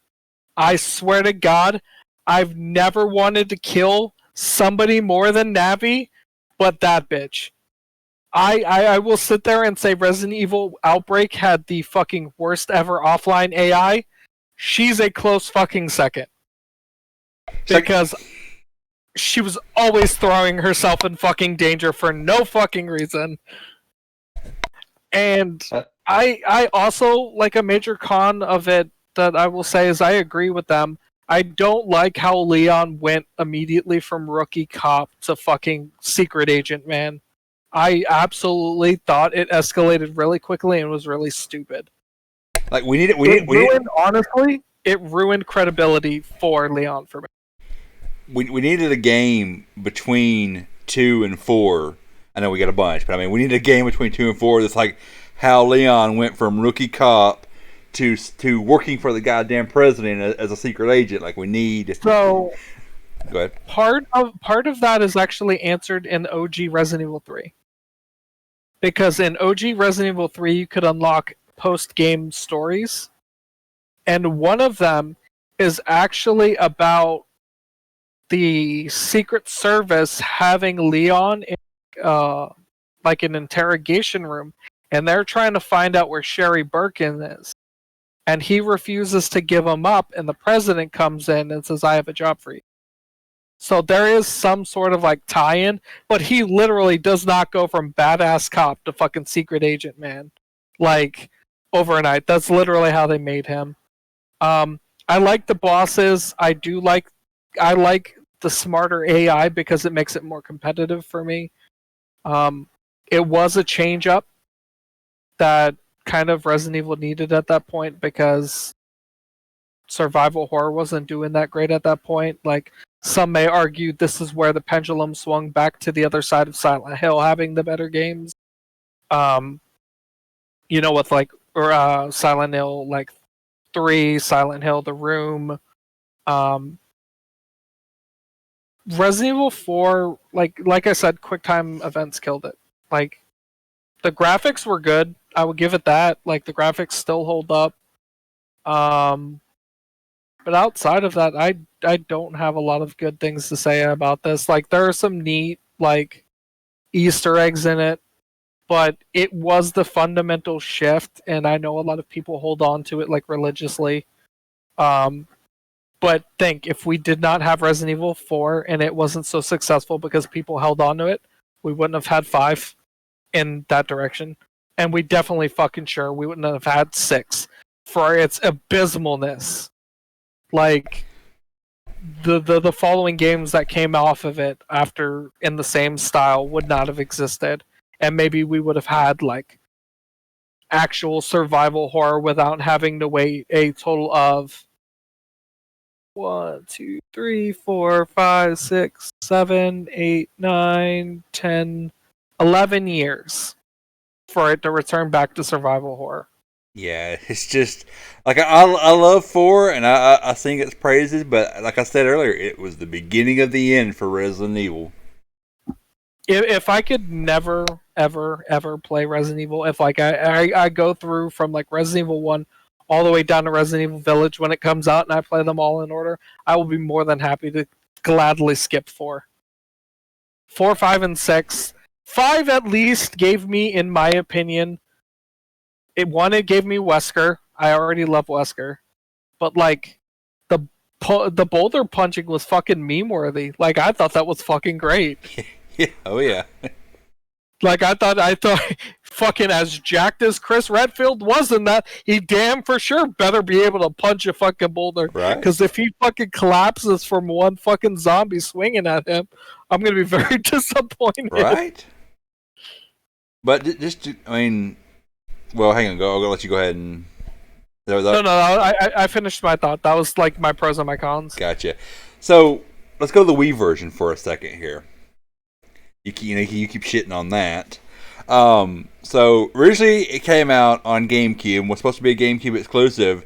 Then Capcom was like, money, and they put it on PS2 with inferior graphics, but you had a bunch of extra shit. But then the Wii port has the GameCube graphics where everything looks good, as well as all the extra PS2 shit, And yeah, the waggle, Wii motion aiming, it's whatever. But instead of that, just GameCube controller or classic controller, and there you go. You get the at the time the best version of Resident Evil 4. Listen, I'm more than happy to admit yes, you can attach a GameCube controller and play it that way because that was the way I played Smash Bros. Brawl. However, I feel like you were trying to implement a new controller scheme in it, then that new controller scheme has to match, or at least, at the very minimum, match or try to best the previous controller and be worth the port over. And the fucking wiggle controls and the fucking nunchuck were just not it. If you had to use a previous consoles or previous gen consoles controller to make it decently playable, that to me is kind of bullshit. That'd be like having to buy a PS1 controller to effectively play Code Veronica or something. Hang on 1 second, I'm replying. Well, I guess I could just talk. This is a stream. But to my cousin asks, why don't we do this more? We'll probably, start doing streams together. Maybe, I don't know, we'll talk it out, amongst the stream. But like we were just talking earlier about playing Left 4 Dead. You never know, we might come up with some other kind of random idea. This was just a random idea I had, and I threw it to Teddy, and so we'll probably do stuff more like this more often. Maybe play some games. Who knows? So just, Alex, do make sure that you follow Teddy. It's I'll actually type in the chat so you don't even have to do anything. But it's twitch.tv/Zell89, correct? C. Yeah. Okay. Since I'm a fan of speed runs, I would love to see both y'all do a speed run and stream it. Oh my god! Do I want to get my ass kicked? Because that's how I get my ass kicked. Not competition wise, but yeah, there are some people that do competing splits. They're not necessarily in serious competition. It's just more you try to push each other forward. Oh no, I totally agree with that. But that's how you. But I'm gonna say it again. That's how you see me get my ass kicked. But I mean, listen, we won't speed run Resident Evil 3. They'll give you some sort of advantage. Because if we're playing OG Resident Evil 3, then it's a done deal. I used to actually hold records for Resident Evil 3, way back in the day. But yeah, I think the fastest time I had was 3 hours, 3 hours flat. But now, they have it down to 48 minutes or some shit. Yeah, if you ever decided to stream that, Teddy, I'd so beyond down to watch that. I'll start to stream that as soon as I get a good enough capture card. Yeah. Not a off-brand Chinese one that likes to flicker every 5 seconds. Emulators. Oh no, I meant because I prefer to play with the OG. If I were to speedrun a game, I'd want to play it on the system, or with a specific controller or something like that. So I would probably attach the actual. Yeah, I got you. It's just, I love emulation. Anyway, plus there's certain emulators that introduce certain different bugs or whatever, so they kind of change up speedrunning in some ways. Yeah. Yeah. I wonder if there is, because I know on a lot of the older consoles they've got an emulator that's almost 1-to-1. For example, the Super Nintendo, there's the what's it called? BS. It's like Zenis or no, the SNES. It's like ZSNES. No, that's not the one I'm thinking of. But there's one. I think it's actually BSNES, but it's the closest you can get on an emulator to an actual Super Nintendo. It's really nice. I wonder if there's a PS1 equivalent or N64. So there is. It's EPSXE. Yeah, I mean, I used to play back when I would only play games on my computer. I used to play a lot of emulated PlayStation 1 games. Yeah. Yeah, I've actually Right, so- I've used that a lot. It's pretty good. But yeah, go ahead. So, are y'all through with your defense of Resident Evil 4? I Between mean, pros I and wasn't cons? I wasn't really defending it. I was kind of more like shitting Well, on it. I see. I was defending it and saying It's it's a more- good yeah. game. But the president's daughter. Put her in the fucking trash can. There's an option to do that. I want to just like leave her like I can leave Rebecca and just run around and do what all I need and then come back and grab her ass. or probably is it alternate costume 2 where you're dressed up like a gangster and she's in a fucking suit of armor and like they can't pick her up. God, that game is ridiculous. I will say though, Rebecca is nowhere near as annoying as I think you're talking about Ashley. fucking what's her fucking name? So I'm pretty sure it's like Ashley or something like that. The president's daughter, is that who you're referring to? Kyle. is it? Yeah, no, yeah. The president's daughter. She's nowhere near as annoying as the I think it's Otacon's sister in Metal Gear Solid 2. Yeah, Emma Well, Emmerich. Otacon himself is fucking annoying to begin with. Dude, I hate her fucking missions. Metal Gear Solid 2 Sun Delivery is my favorite game of all time. I honestly never played past the first one because like oh, wow. I wasn't very good at like those sneaking espionage aspects of it. Yeah. Yeah, Davis actually showed me a speed run of that game. That's what got me in the speed run. I was so pissed off that this guy was just like obliterating And then this game. and that then took me like months to beat. Oh, I feel that like my favorite thing or like my like not so favorite thing is now when a new expansion for WoW comes out, people will fucking race to see how fast they can make it to like max level, and I'm just like, why? No, well. Like, why can't you just fucking enjoy the game? Like, you're making me mad because like you're making me look bad. Because the more they race to 60, the more other people have to race to 60 or max level to match up with them to get ready for raiding and all this crap, and it makes it so much more complicated than it needs to be. Rather than fully enjoying and taking in a full expansion from like the old OG WoW kind of way. I just think it's funny that like, the first time I showed you that speed run, you're like, oh wow, this is bullshit.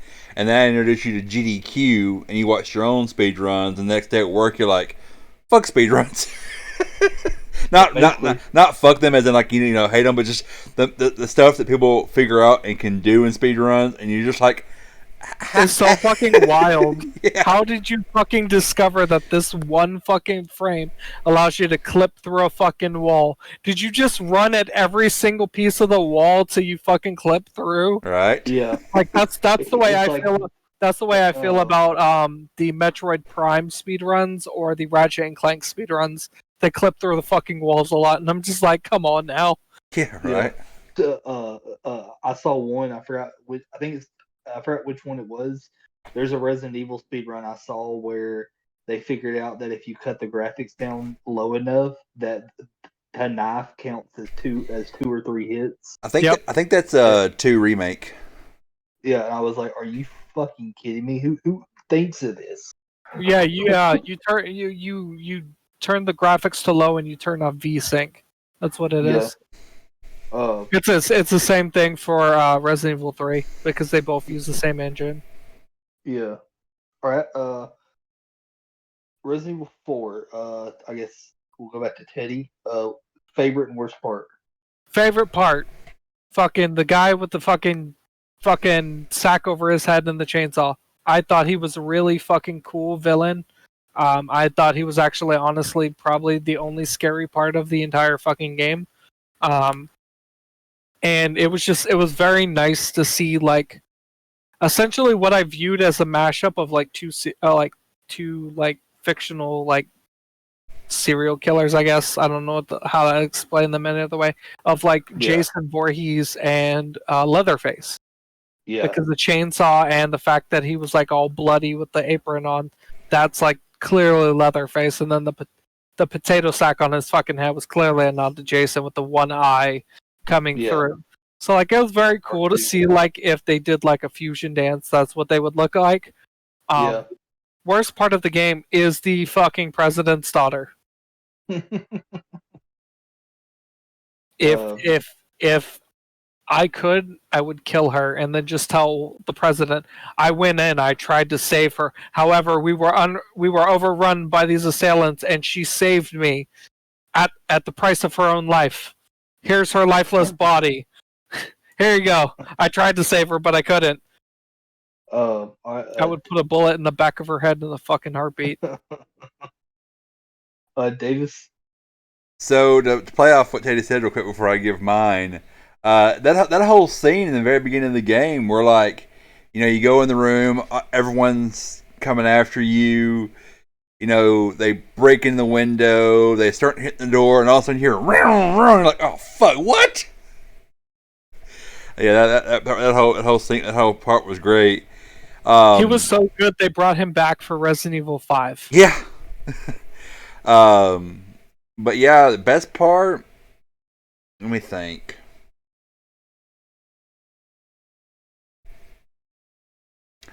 Maybe just the overtop ridiculousness of the game. Like, I know that's weird to say, but it's like a fun action movie.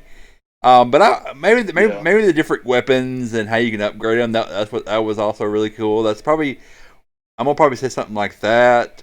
The Krauser fight, while being nothing but a QTE, was cool to see at least. You know, if there's a way you could do that without hitting the buttons every time.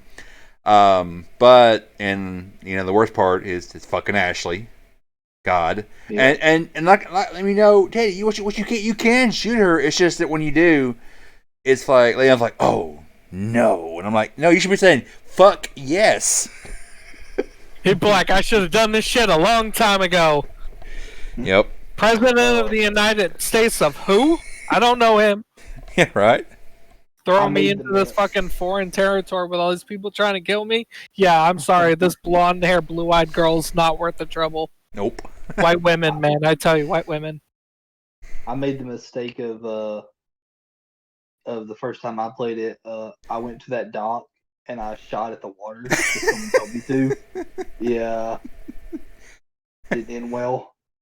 I forgot what does shooting in the water do? Oh, so it's right. Giant fucking fish attacks you. Yeah, so the fish that you fight in the boat, before you get to that part, you can go to the dock and just shoot the water.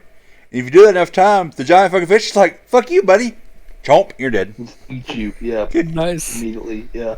And then one of my favorite things about Resident Evil 4 was probably just the fact that, like, the first time you play it, if you go in blind, you don't realize that, you know, this isn't like the last few. Like, you get on top of it, you climb a ladder, and like you get on top of a building, and you're like, okay, I'm safe. And then they bring a fucking ladder and start climbing up, and you're like, whoa, I'm not. They fucking jump from other building tops and shit like that. Yeah. See, I like those kind of World War Z type zombies. Like I don't believe that if you die and like you were reanimated, that you would just be a mindless shambling thing. You would have some sort of level of intelligence.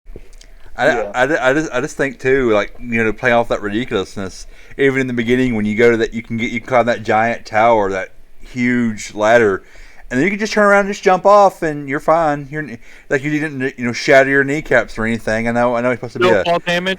Yeah, exactly. It's just like, what? Come on, I don't care how badass you are. That's gonna sting. Those are the legs of the man that carried that franchise for so long. Right? Of course, they're strong legs. Right. Oh. He's also he doesn't get enough love, but at the same time, he's widely overrated. Yep. It's very weird. It depends on which version of Leon you're talking about. Resident Evil 2, Leon, criminally underrated. Resident Evil 4, Leon, criminally overrated. Resident Evil 6, Leon, He doesn't exist. We don't talk about him. We don't talk about Resident Evil 6, and we're going to talk about why we don't talk about Resident Evil 6. Mm-hmm. I'm about to tear that game a new asshole. Teddy, well, I'll say, is it Davis's turn for... Let's hear Teddy's ranking first. Okay, so for Resident Evil 4, it's not in my top 5. Wow. The change up was needed, yes, but I felt like it went in a bad direction. I don't like the shoehorning of making fucking Leon Kennedy an uber badass with like little to no explanation why, because it led to the CGI fucking versions of the Resident Evil movies where fucking Leon Kennedy's physically fist fighting a goddamn fucking William Birkin-esque level fucking zombie. So, if we did not have those things, or if we did not have Resident Evil 4, we did not have those things. We also would not have had 5. We would not have had 6. So that's why it's not really in my top at all. Like, I don't like it. It's probably one of, like, in my opinion, the games I like the least. Outside the ones that are obviously just fucking trash. Yeah. Davis? Looking at Umbrella Core.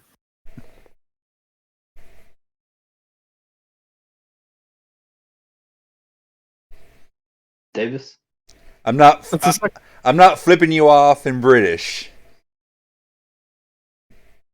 Or Australian, if you're George W. Bush. Yep. Number 2. It is my second favorite Resident Evil game. Oh. No. See, like, I'm okay with I understand where people are coming from when it comes to why it's their favorite. I wish people would see why I think it's trash, in my opinion. Because the same reasons why I shit on it are the same reasons I like the game. And at that point in time, that it comes down to personal preference. I hold wholeheartedly onto the idea that Resident Evil 5 and 6, which are literally the worst games ever in the fucking franchise, are fucking would not exist. Like, that's why, to me, it's like an absolute shit tier game. But I get people like Leon Kennedy. I get people want Leon Kennedy to be the badass that they think he is, because it wasn't explored as much in Resident Evil. Yeah, but like, go ahead. The President's Daughter. Like, the President's Daughter is my counter response to any time somebody shits on, like, Rebecca and, like, the partner system AI in Resident Evil 0. Because I'm just like, dude, it's not the stupidest AI. Have you met the President's Daughter? At least you can control Rebecca. At least she can raise a gun and shoot it, even if she wastes some of your ammo. Like, I would rather have her, like, waste ammo actually trying to kill shit than just be literally in the way the entire time. Yeah, that's actually, like, as much as we disagree, we also agree in the same way that, it was the beginning of the end. If it wasn't for 4, 5, and 6, wouldn't be a thing. It's actually is the worst part of that game. I honestly think if they had done the same thing with Resident Evil 4 as they did with Devil May Cry, which was supposed to be Resident Evil 4, and just made it its own game, a lot of people would have loved it. Like, if they just take the Resident Evil name off of it, have some random secret agent kill Ashley, I think a whole different opinion of that game would be among Resident Evil fans and video game fans in general, because it's not Resident Evil, but it's God, I still love the fucking game though.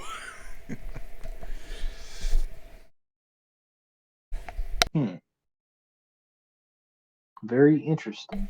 I'm gonna be frank for a second. I mean, I know my Kyle right now is gonna be frank. Terrible joke. We didn't clash as hard as I was expecting. I mean, we did. God, did we ever? But like, it's we both see each other's points, and it's That Debates don't have to devolve into shouting matches. right. You can find common ground even if you disagree on things. I mean, That's why I like debating stuff.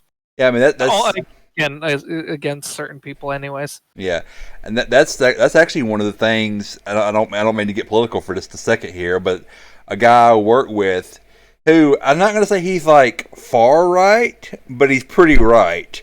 But me and him can have conversations about politics, and at the end of the day, we're still friends. Like it's not any kind of it's how it's supposed to be. You're supposed to be able to agree to disagree on everything.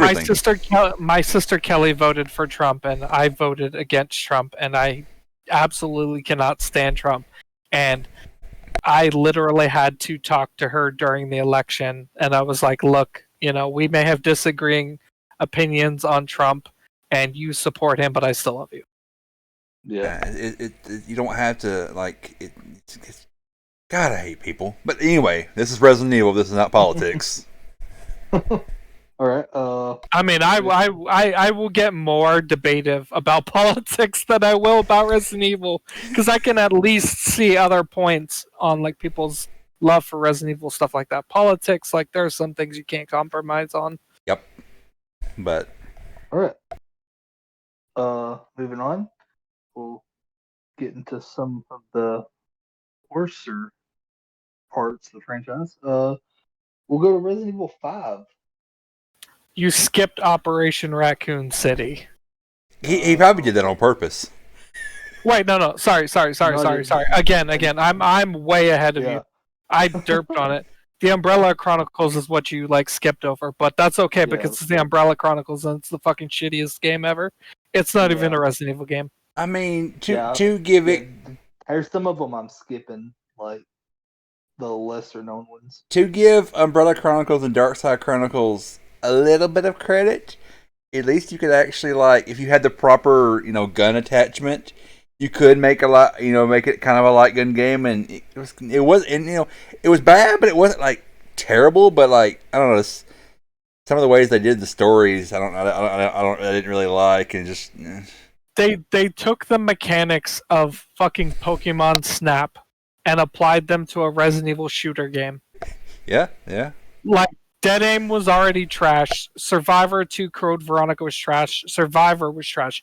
What made you think that it would work if you put it on a rail system? I wonder if they had like the developers of House of the Dead make Umbrella Chronicles. I wonder if that would have made it like a lot better. I mean, they would have had like a decent engine that they could do it in, but like the Left 4 Dead game, or not Left 4 Dead, but the House of Dead? House of the Dead games were not necessarily meant to be played at home. They were meant to be like arcade, like coin machine drop things. Very true. If you turn the Resident Evil games and you wanted like a Resident Evil arcade game, then yeah, you should have that where you actually have a gun and stuff like that. But this was meant to be for the Wii. Yep. With its really horribly limited nunchuck. So 5? Yeah, 5. I guess we'll start with Davis. Pros and cons. No. We started with Davis last time. We'll start with Teddy. Pros and cons 5. Resident Evil 5. Huh. The middle of the end. I'd like the fact that Umbrella's deeds have come to light.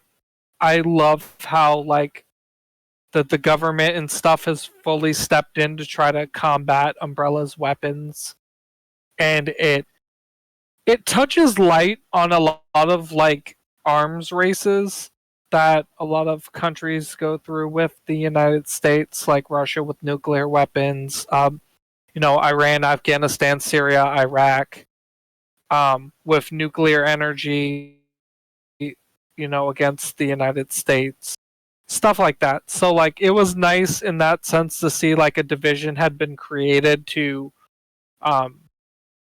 essentially tackle those things, because it was the USBC on the other coin, if you will, because the USBC was Umbrella's special tactical unit. And this one was literally against Umbrella. So they were like a tactical unit that specialized in taking out Umbrella threats. So it was nice to see like that be implemented. I think Sheva. I liked Sheva. I liked the fact that it went to a new location. Other than, fucking Raccoon City or your some place. I personally like the fact that they brought back Jill. It was a nice plot twist to see Jill be a bad guy in that game. It pissed off a lot of fans for her to be that at first when they found out that she was going to be a villain. She was working with Wesker. It pissed off a lot of fans, and I personally thought it was really cool because I like Wesker. I already knew Wesker was a badass from fucking Code Veronica. Now I'm actually here seeing him fucking solo take out two of the main staples of the OG Resident Evil series. Like, that to me felt really cool. I like that. Now, that's where my praise ends. They reused almost everything from Resident Evil 4. There was nothing that was introduced new. They used fucking villains again. The punching the boulder was kind of cool, but the AI system was still fucking stupid. Like, the story itself also is kind of racist. If it feels very racist to me because it takes place in, well, first of all, it takes place in Africa, and it really covers over like the fact that like white people have to come in to save like African people, and I think that leaves a very nasty taste in my mouth. Also, a lot of like the housing and shit that they show is very run down and beat up, and like, I'm sorry, there's plenty of beautiful places in Africa that don't look like that, and the fact that you only fucking want to sit there and focus on this one part of Africa, like, and not show any of the others was kind of bullshit to me. At least in Resident Evil 6, we got to see them fully travel around fucking China, I believe. Like, but it showed nothing good. It showed you like crazy African people, and I found that kind of disrespectful. Even with Sheva in there, you're kind of just like, honestly, the best thing that came from it was like the prequel to lead up to it, where it shows how Jill gets taken over by Wesker. I thought like that whole fight scene was well choreographed, and that's why it was actually brought back in Resident Evil Afterlife, and they did a shot-for-shot recreation of it because of how well it held up. But outside of that, was it. Like, I couldn't stand the fucking game. I thought outside of it being meme-worthy for Chris punching a boulder, it ruined Wesker. It ruined fucking just everything you knew about Resident Evil up to that point. Even Resident Evil 4, it ruined the mechanics by reusing it and actually doing a worse job of it. It was very hard to move around in that game. Like, some of the shooting was kind of clunky. Some of the co-op puzzles felt very clunky to me. There's so many so many cons about that game that just like, if I could Thanos snap any fucking thing out of existence, it would be that game. That and 6. 4, 5, and 6, really. Kyle, sir, you muted. All right. Davis, pros and cons. 5. So, I'm going to go ahead and start up here. Pros. So, Sheva was not... She was bad as far as her AI. But I kind of give her the same defense that you did with Zero. Just give her... Like, what I always did was I'd give her the machine gun and a shit ton of ammo for it, and she would pretty much hold her on for the most part. Yeah, like I said, I agree. I do. I actually like Sheva. Yeah. Like, I like Sheva's character in there, and she gets a lot of unneeded hate. But yeah, but it's also one of the and my favorite thing about it, and I guess maybe because this is how I played it, but it was a fantastic co-op game. Like if you had a friend, a real friend to play with, like you could just go through just blowing people up, and yeah, it's it's not the best.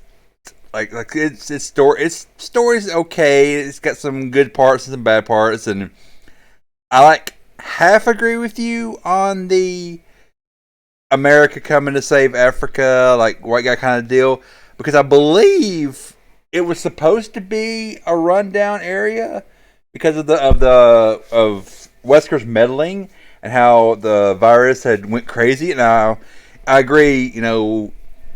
You're all in media in general. You're always showing a negative side to Africa when there are good sides to it. Well, like I said, even in Resident Evil 6, the game that came very much after it, yes, you were running through fucking China, and yes, there are BOWs attacking, and you got to worry about zombies and shit like that. But you actually got to see the beauty of like Chinese architecture and shit like that. They didn't show any positive aspect about Africa. Yeah, I completely agree. And you do go to different parts of it where they could have shown you more a lighter side, or when you go to the factory or the base later on, they could have showed you like maybe over the side like some nice house or something like that. So yeah, even if they gave you something pretty to look at off in the distance, that'd be a lot better than just literally showing you like essentially shitty rundown houses and expecting us to believe that like that's all of Africa. Yeah, but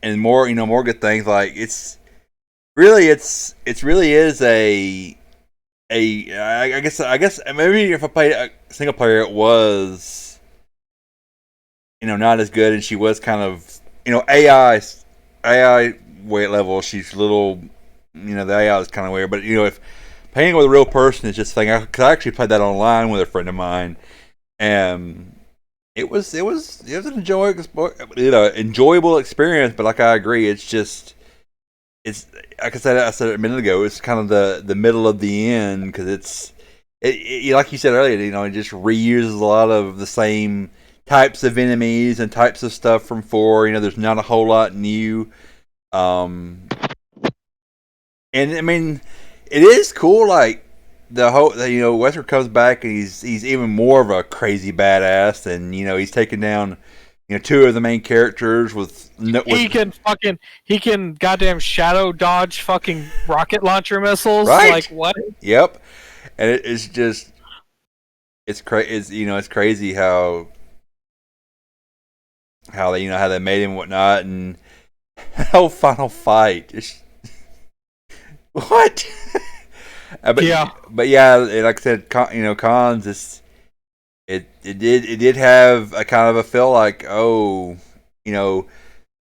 America can't Africa can't take care of itself. We'll send the American to go save it. When I kind of think they should have had the white guy. Exactly. I know Sheva is part of the same organization that Chris is, but maybe she should have been the main character. That means instead of having Chris, maybe that would have been like a better way to do it. And Chris should have only been supportive. He should have been like her, like squad leader or something. I can't think of his name, but there's the guy that saves Jill. Like maybe him and Sheva should have been like the main team, and Chris, was supportive, and since he knows Wesker, maybe he could have come in and like. I fought this guy before. Let me tell you something about him and stuff like that. But I try not to dwell on that too much, because even though it's very obvious, I mean, you have a Japanese company making a game with Western influence, and it's just like, okay, that spells disaster. But considering Japan's own prejudices towards Black and African American people, right? But yeah, just going off, like it it's over the top and ridiculous, but not to the same fun level that that 4 was, in my opinion. Like it's, I mean, I guess you do have the giant guy with like an axe that you had to fight at one point. Like that was, or did you fight him, or was he just in a cut? No, yeah, you fought him. No, you fought him. Yeah, you fought him in like an alleyway. He was like he's essentially the recolored version of the bad guy from Resident Evil 4. Yeah. Instead of a chainsaw, they just gave him a giant axe. Yep. But yeah, it's. I mean, it's a fun. I still say it's a fun game, co-op, single player, and most. It's a good third party shooter. It's just not Resident Evil. It's very much not Resident Evil, and like I said, middle of the end. Did we lose y'all? Oh, I just found out something actually that kind of makes me have more respect for Sheva. Specifically, the voice actress / motion capture person. Mm-hmm. Karen Dyer is the one who voice acted Sheva. Mm-hmm. She also was the motion capture for it, including all of the stunts that are done in game for Sheva are done by her. Oh wow! Because she has, where was it? She has a background training in circus skills. Oh wow, yeah.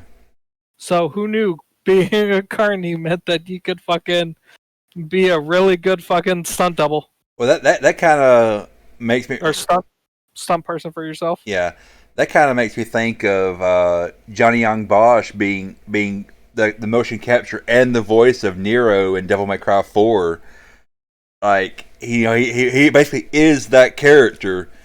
And all the crazy moves and stuff that Nero does all throughout Devil May Cry 4, he basically, did all that and the voice. That's because he's an actual martial artist. Oh yeah, I know. That's ended him on the Power Rangers was the fact that they asked him, they're like, we like you and all, but do you know martial arts? And he's like, yeah, I know martial arts. I'm like, cool, you're hired. Basically. Welcome to Adam, your new character. Yep. He is the voice. Him and Steven Blum are what I consider the goats of voice acting. They're in fucking everything. That's why they're the goats, because they're so good. People keep bringing them back. Yep. Kyle, are you looking at the moon? You dead there, my dude? Yeah, I was looking at my fan. Your break? You gonna fall off and cut your face off? No. We're gonna witness a murder live on Twitch? No. He's having some deep thoughts. He's like, is Resident Evil 5 really that shit? No, I mean I still enjoy the game, but yeah, it's we'll get to 6 in a minute. But go ahead. We gotta go through Operation Raccoon City first. Do we have to? Yes. Do we really have to? Yeah, here's another debate one. God. I guess favorite and worst part, Teddy.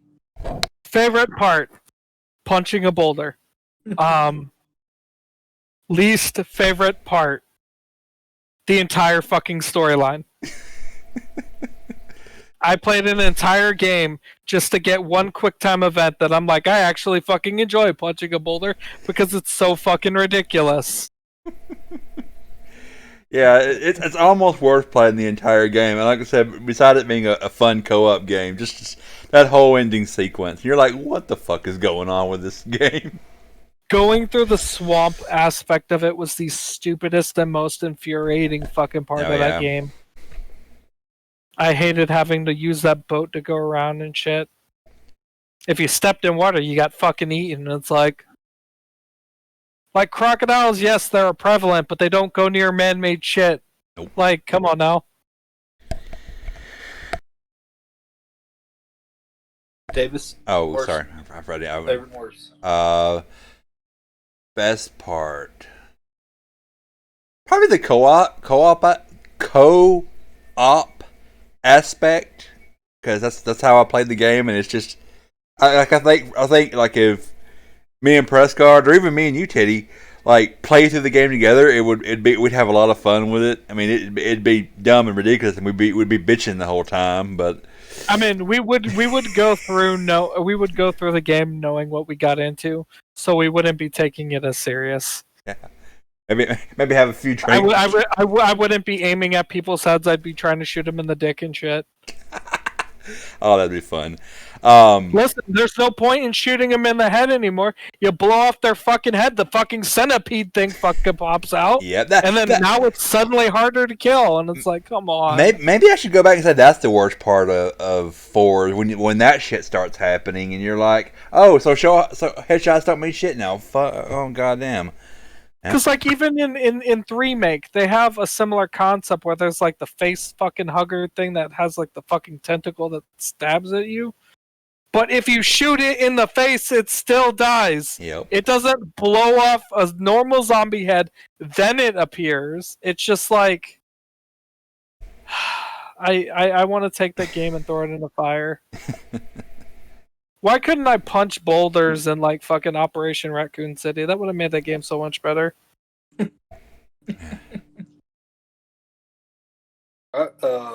Teddy, where would you rank 5? Out of 10, including like Outbreak and because there's only 8 games in the main franchise. Yeah.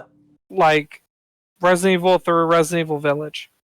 There's 1, 2, 3, Code Veronica, 0, 4, 5, 6, 7, 8.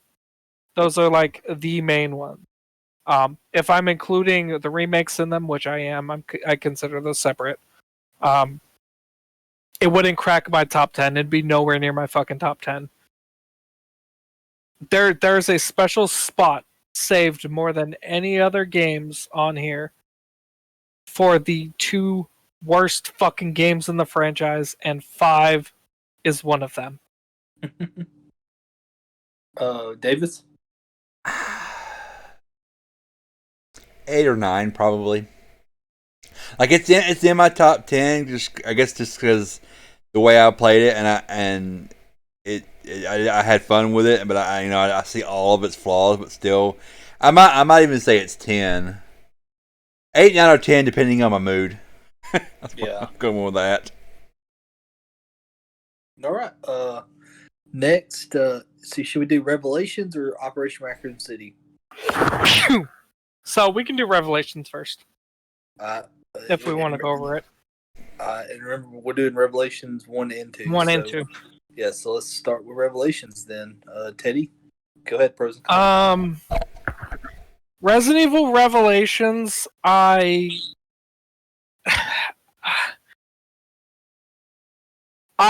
love Outbreak doing it in episodic formats because they're considered what ifs, you know? However, there was no good fucking reason that Resident Evil Revelations or Revelations 2 should have been fucking episodic. It would have been a lot fucking better if it wasn't. 2, the fact that you have to scan shit with that stupid fucking scanner was the dumbest fucking thing ever. Because I'm sorry, I thought I was playing a Resident Evil game and not fucking Metroid Prime. I don't need to fucking scan a goddamn fucking hunter to know that it's a goddamn hunter and to take it out with a fucking shotgun. The scenes, the storytelling in it's not fucking good. It half-ass, is in a half-assed way is kind of like the prequel to Resident Evil 5. Fucking, I can't say anything really good about this outside of like the grand scale in which they try to attempt things. So like, I like the fact that it's like global, in the same way that like the Avengers like started being global and they started showing you the different countries they were in. Yeah. It was kind of interesting to see a Resident Evil game do that, to show you it wasn't just happening at one place in the world. It was happening all over the world at the same time. I can honestly say I've never played Resident Evil Revelations 2 though, but the main reason behind that is absolutely fucking refused to pay a fucking goddamn for each individual chapter of that game.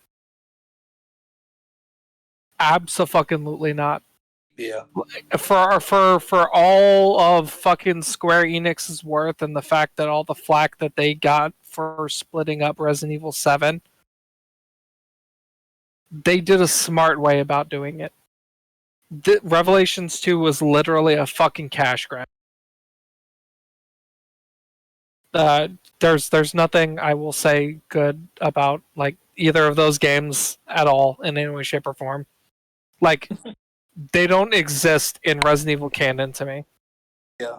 Yeah, I mean the only positive thing, and I didn't play a whole lot of Revelations 1, so I really can't, really give it a good viewing. But the only thing I kind of like will give it is that it kind of went back to a more scary kind of thing because you felt more alone on the ship and whatnot, and it was a little bit more horror, but not really.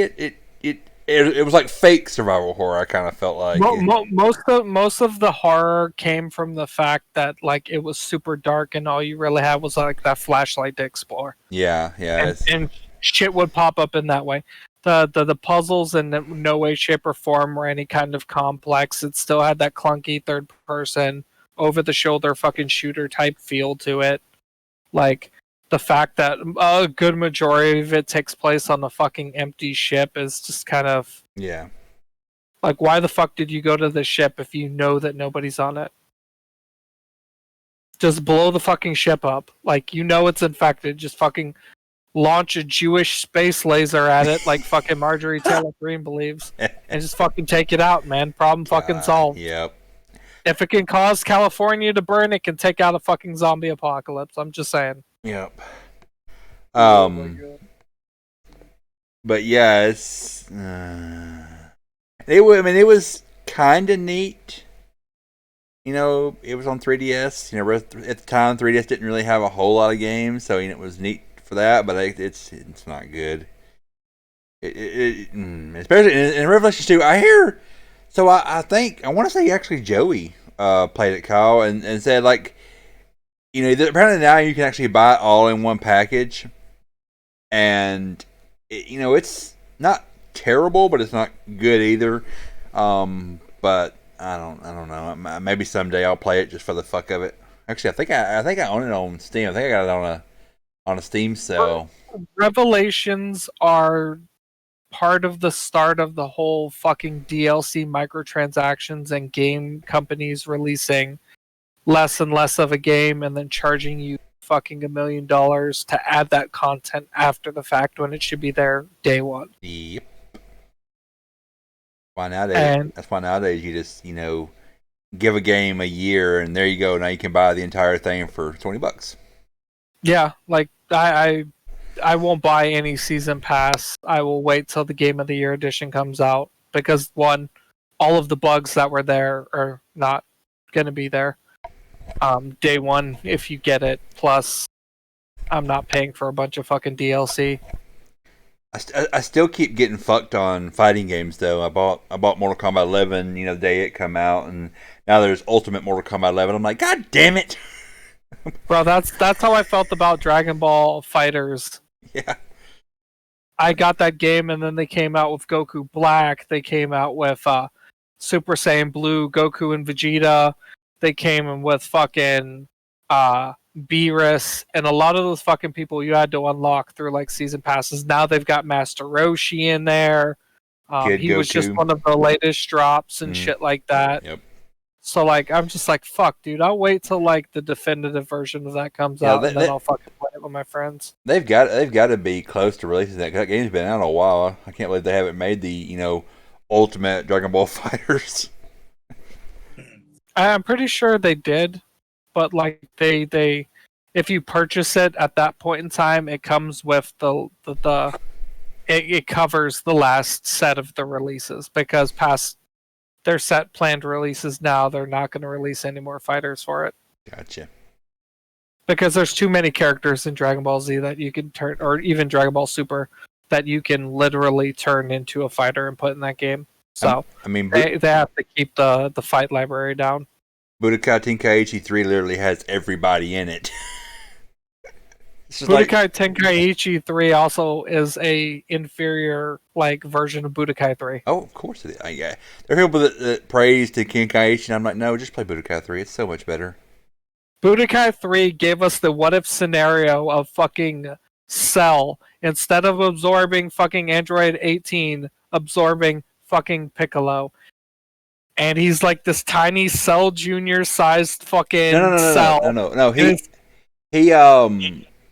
was I think it's actually the first Budokai game, and Cell absorbs Krillin.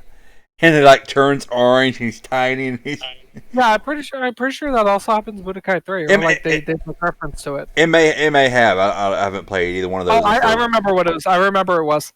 So in the first game, they have the one-if scenario. In Budokai 3, during the Cell saga of it, he has that thing, like it goes through it, but it plays it out in a cutscene as if he's having a nightmare. Oh, okay. And he's like, oh, I guess 3 days left is going to be too long or whatever for the Cell games. Yeah, I think I remember that now that you mention it that way. I loved it though because it introduced fucking Brawly and made Brawly and the various iterations of Brawly canon. Well, not canon, but they brought him in and mixed it with normal canon. Huh. Dragon Ball Super Broly is what made Broly canon. But yeah. Well, I mean, technically, we don't know because there's nothing past Super, so... Yeah. Well, apparently the manga's still going, but I haven't read it, so... I hear you. I hear you. Teddy, favorite worst part of Revelations? Favorite part? You got to see the world. And you got to see fucking hunters just fucking jack up fucking office buildings for no reason. And highly dense areas. So that was kind of cool. Cons, every fucking thing else. The biggest con of them all is how greedy Capcom got for those. Yeah. Davis? Cons, it exists. Pros, Sabrina came to say hi. I don't have a pro for Revelations. Teddy, where would you rank it? Above Resident Evil 5. Where, I don't know, but above Resident Evil 5. Davis? Below Resident Evil 5. Oh no, like I said, those two games have 5 and 6 have a special part of the lowest spots of my list, and I'll get into 6 very shortly. Yep. Yeah. All right. Well, now we're in time for the probably this will probably be the most controversial take on this one. We'll start with Davis. Pros and cons of Operation Raccoon City. Cons, it exists. Pros, you got to see Resident Evil 2 in a different way, I guess, maybe. I don't have a pro for that one either. Davis hates this one. All right, Teddy. Let's see Davis have a meltdown. Pros. It gave us a better explanation into why Hunk was down there in Resident Evil 2 and what his significance of him getting the fuck out of there was. It allowed you to place these behind the scenes shadow characters in situations throughout Resident Evil 2 and Resident Evil 3. It had a very solid, competitive scene. I know a lot of people who played it competitively. And it gave us, even though it was kind of a DLC, it gave us a really badass survival map in which you have to stop Nemesis from blowing up the fucking gas station you're holding out in. And that fucking map is so fun to fucking play. So wait, hang on. So basically, they took that one scene from Resident Evil Apocalypse and made it like a playable thing. So in Resident Evil 3, you go to the gas station and Carlos Oliveira shoots a gas tank and blows it up. And that's the first major blow you deal to Nemesis and allows you to get some space between him and you. Yeah. As you're leaving Raccoon. So it's just like that gas station and you're holding out against Nemesis. Oh wow. So you essentially have to do the same thing that Jill and Carlos did, but you're doing it with either the good guys, which are Chris, Jill, Rebecca, or the Umbrella side, which is like Hunk's teammates and stuff like that. Yeah. It was a very good guys versus bad guys CS:GO type-esque feel to it. That's why I said it had a relatively decent scene, because you could do 5-on-5 squad. Cons of it. Some of the combat was very fucking clunky. The way that they used the knives and like the striking in it was very fucking clunky. Certain classes couldn't use certain fucking weapons. Like, there was no point in the guy who knew how to sneak and use stealth and shit like that. He could not use a shotgun. But he could use, like, submachine guns. But the guy who used the shotgun couldn't use submachine guns. So it was a very class-based system, you know? Similar to, like, World of Warcraft. You know, you play a paladin, you can wear plate, you can't wear cloth, you know? You use a giant hammer, you can't use like a fucking bow and arrow, you know. That's not what paladin strengths are. It was very much like that. I played it a lot with my friends. We didn't care of the clunky combat. We just loved fucking styling on fucking zombies because that's what you did in that game. These were like fucking, if you sent Black Widow or like a squad of 5 Black Widows to take down like the zombie apocalypse, or take down the guys that are trying to survive the zombie apocalypse, like how fire that would be. It's over the top. It's a very fun game to play. All the critiques that people have for it are absolutely spot on. The combat is very clunky. The shooting sometimes can be very stupid. There's not a lot of emphasis on zombies past a certain point, and it's more like person-on-person shooting after a while. But it's actually what got me into like doing multiplayer Resident Evil games. Like, even before Resident Evil Outbreak, and I played Outbreak games or whatever, we played that on 360 together on the Xbox Live. So it's if you don't treat it like a Resident Evil game, you treat it like it's similar to like a CS:GO map or like Valorant or something like that with like Resident Evil elements to it, it's actually not that bad of a game. Looks like I mean, are the servers still up for it? I'm not actually sure. That's a good question. Let me check. It sounds like it might actually, you know, turn your brain off, don't think about Resident Evil and play it. It might actually be fun, because like I played it and immediately hated it, but I to be honest, I really didn't give it a chance.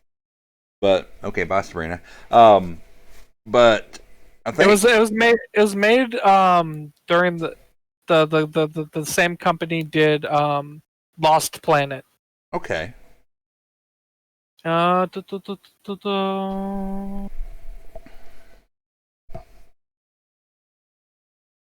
trying to see whether or not. Yeah, see, even like the game people say it suffers but from poor design, but that doesn't stop it from being a genuinely good time. Yeah, I might have to look into it. I think you can still play it because it's just over Xbox Live, because it was on Xbox 360 and PlayStation, and now it's on Microsoft Windows. So let me pull up my Steam real quick. and see. That might be something to try out just to have some fun. No, that'd be kind of dope. I could actually play it because it's on Xbox. Listen, here's all you gotta do is you just gotta get a PlayStation. No. Listen, PS3s are pretty cheap now. I mean, my roommate has a PlayStation, so I can always play his. While we're waiting for this to pull up. Okay, currently overridden my entire screen. Let's move you off of there so my streamers don't have to see all that shit.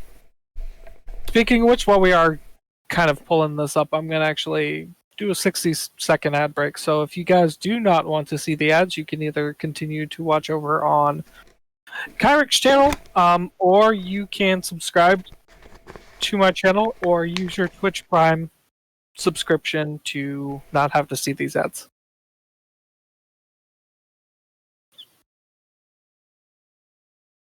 Okay, the ad is running. Let me fucking quickly check Steam.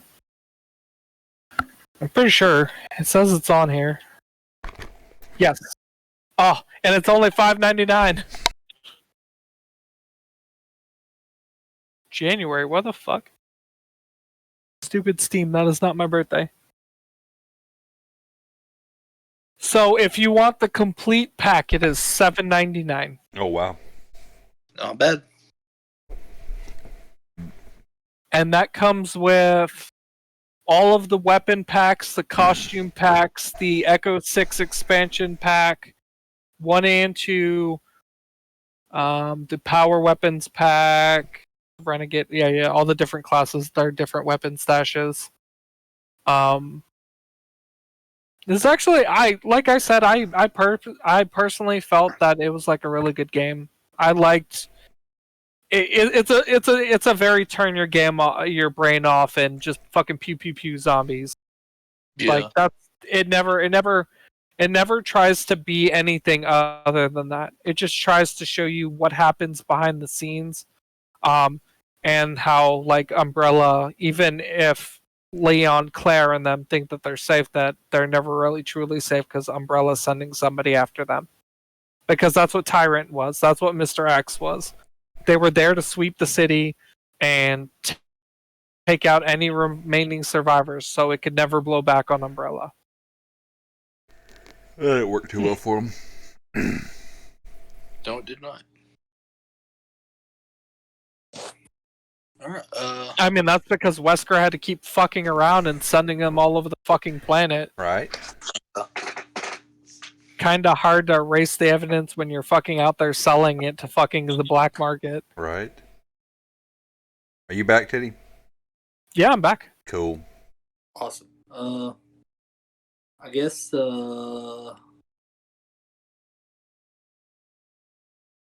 is his favorite and worst part of the game? I don't For have me? one, so go ahead, Teddy. Okay.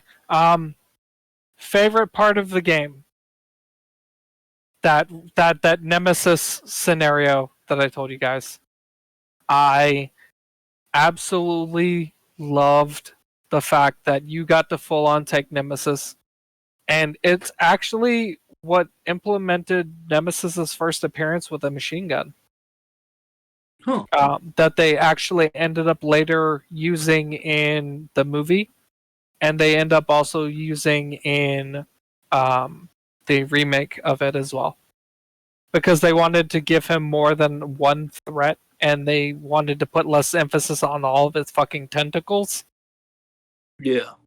Because Japan has a very love-hate relationship with tentacle porn.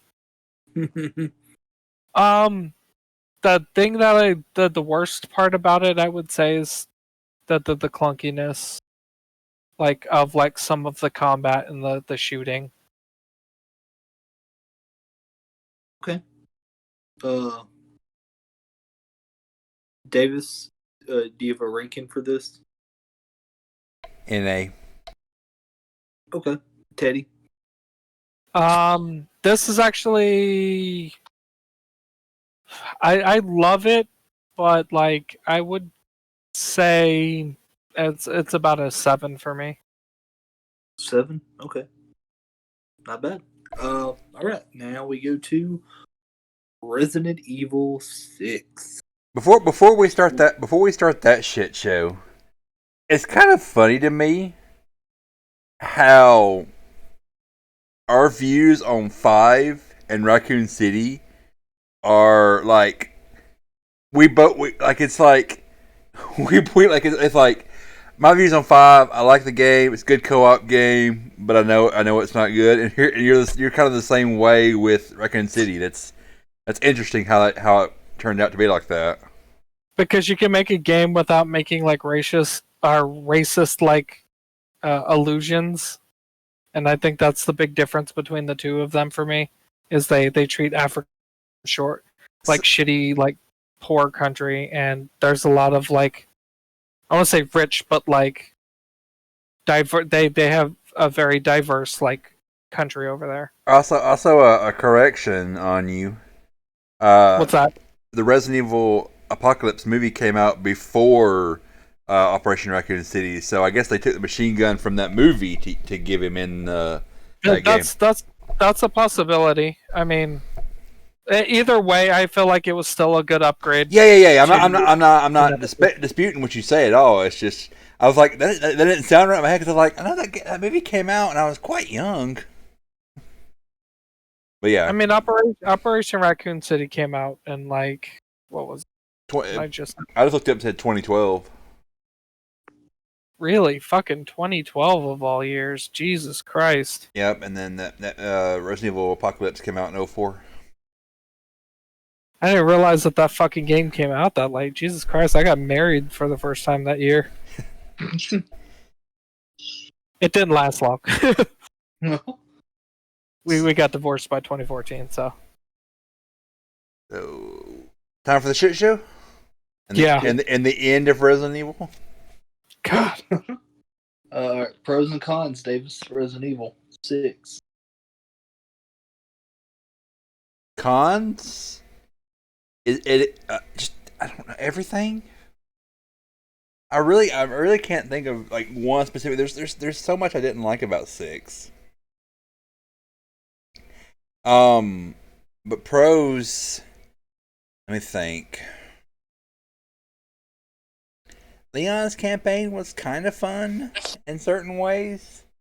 Still, I mean, it wasn't good. The joke about the way the 6 look is hilarious. Seen that meme? Yeah, it's familiar. Where it's very fucking ugly. So the 6, if you look at it in a really twisted way, it looks like a guy's giving a blowjob to a giraffe. The fuck? Yeah. What? I see it. I see what you're saying. Yeah. It also looks like a person trying to like 69 themselves. Yeah, yeah. Anyway, that's beside the point. But yeah, I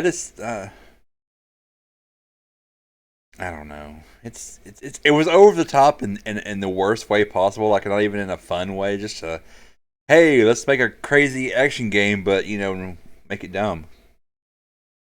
What the fuck? Duck. So I'm doing a little research on like Resident Evil 6 because I'm gonna absolutely eviscerate this fucking game. I'm excited for this.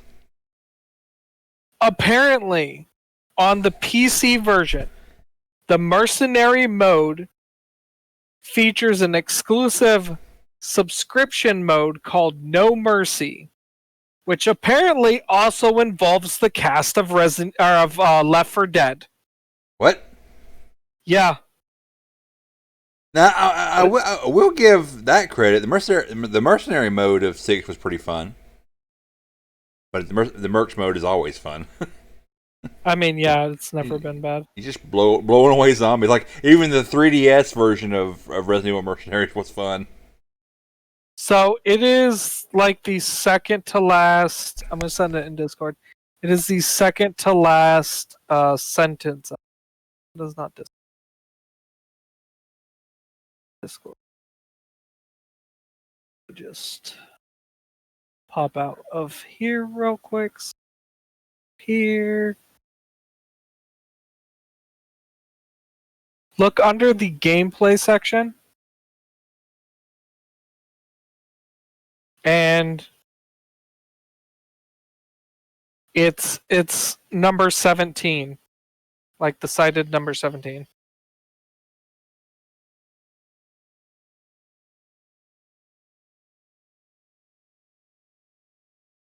What now?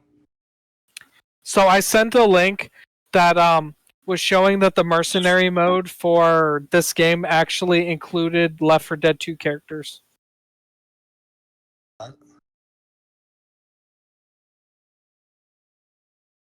This.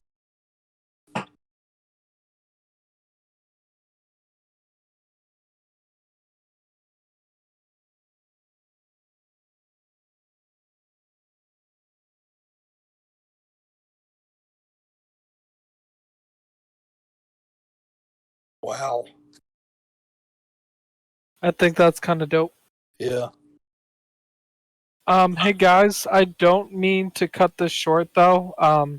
It's starting to storm over here, so I will have to hop off in a second here. But I will, if possible, I will like to finish my thought on Resident Evil 6 real quick. Okay. Pros of the game: you get to see fucking Ada Wong's fine ass. Yeah. So real quick on that person, I forgot. I didn't know I was muted. Real quick, since I've not played 7, let's finish 6. Final thoughts, and then call it. That's fine. Go ahead.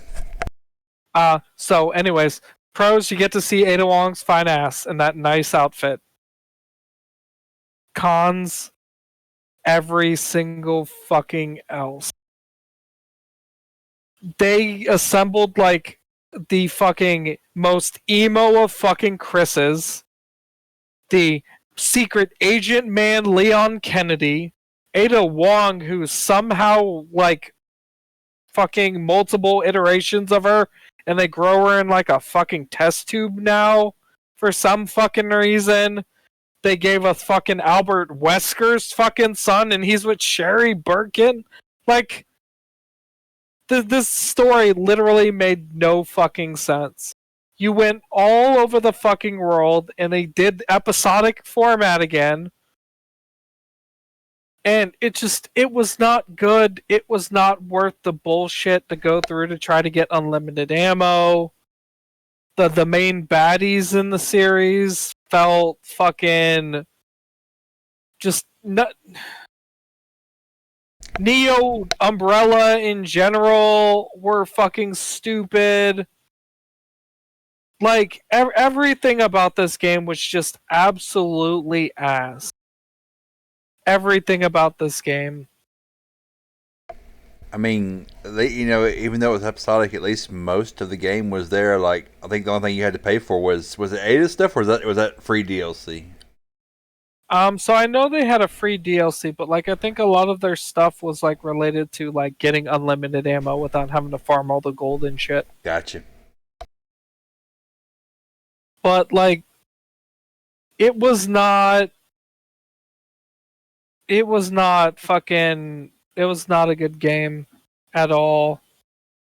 Like I said, they kept growing to fucking Ada Wong's. She kept fucking dying like Kenny McCormick in fucking South Park. Leon was literally just an Ada fucking simp the entire time. I think he chased around and fucking wouldn't stop pumping her leg. There was absolutely... When the fuck... Can we talk about when the fuck was there ever a point in time in which fucking Albert Wesker got busy with somebody enough to impregnate them, the marriage to go, or the fucking impregnation of her and the pregnancy itself to go fucking smoothly for the somewhat normal but fucking overly strong fucking person comes out? Like, who's like, you know what, I'm gonna let this man who could blow my fucking mind up with his head fucking go to Pound Town on me, pump out his fucking child, and then fucking drop them on a fucking orphanage. It was so fucking stupid. Like, I know Albert Wesker fucks, but like, this ain't it, bro. I just kind of thought, well, maybe he, paid somebody and they messed up and got pregnant, and he had all his, he had all the virus and whatnot, and that's, I don't fucking know. It's stupid. It's fucking stupid. He slept with a prostitute that had just as many infections in them as he did, and they made that kid. The STDs and the virus combined and made Jake and God. Made Jake from State Farm. It was not a good game. Honestly, I didn't like the DLC for it. Like, I didn't like Predator, Survivors, and Onslaught. I did kind of like the aspect of it where you got to play the Ustanok, which is like the guy who's fucking chasing Jake around. Outside of that, there was literally nothing good about this game. It was absolutely trash. That's it. Yeah, it's just absolutely garbage. That's pretty much what I've heard universally. Bro, here's its scores: 3 out of 10, 6 out of 10, 6 out of 10, 3 out of 10, 2.5 out of 5, 4.5 out of 10. Like 3 out of 5 stars, 2 out of 5 stars. Like, none of these reviews are good. Like, there's a very few that are like, oh, these are good games, but they separate them. Yeah. And I feel like if you're gonna put Resident Evil in there, you need to have some ties to the original series. Like Resident Evil 7, not to give any kind of spoilers, it goes in a completely new storyline. It comes off very much like Texas Chainsaw Massacre. Yeah. But it still actually ties into the larger overall Resident Evil story. I just felt like this game had nothing to do with the franchise whatsoever, outside of having Chris in it and like Sherry Birkin. Like, this wasn't a Resident Evil game. This was like fucking Halo for like zombies.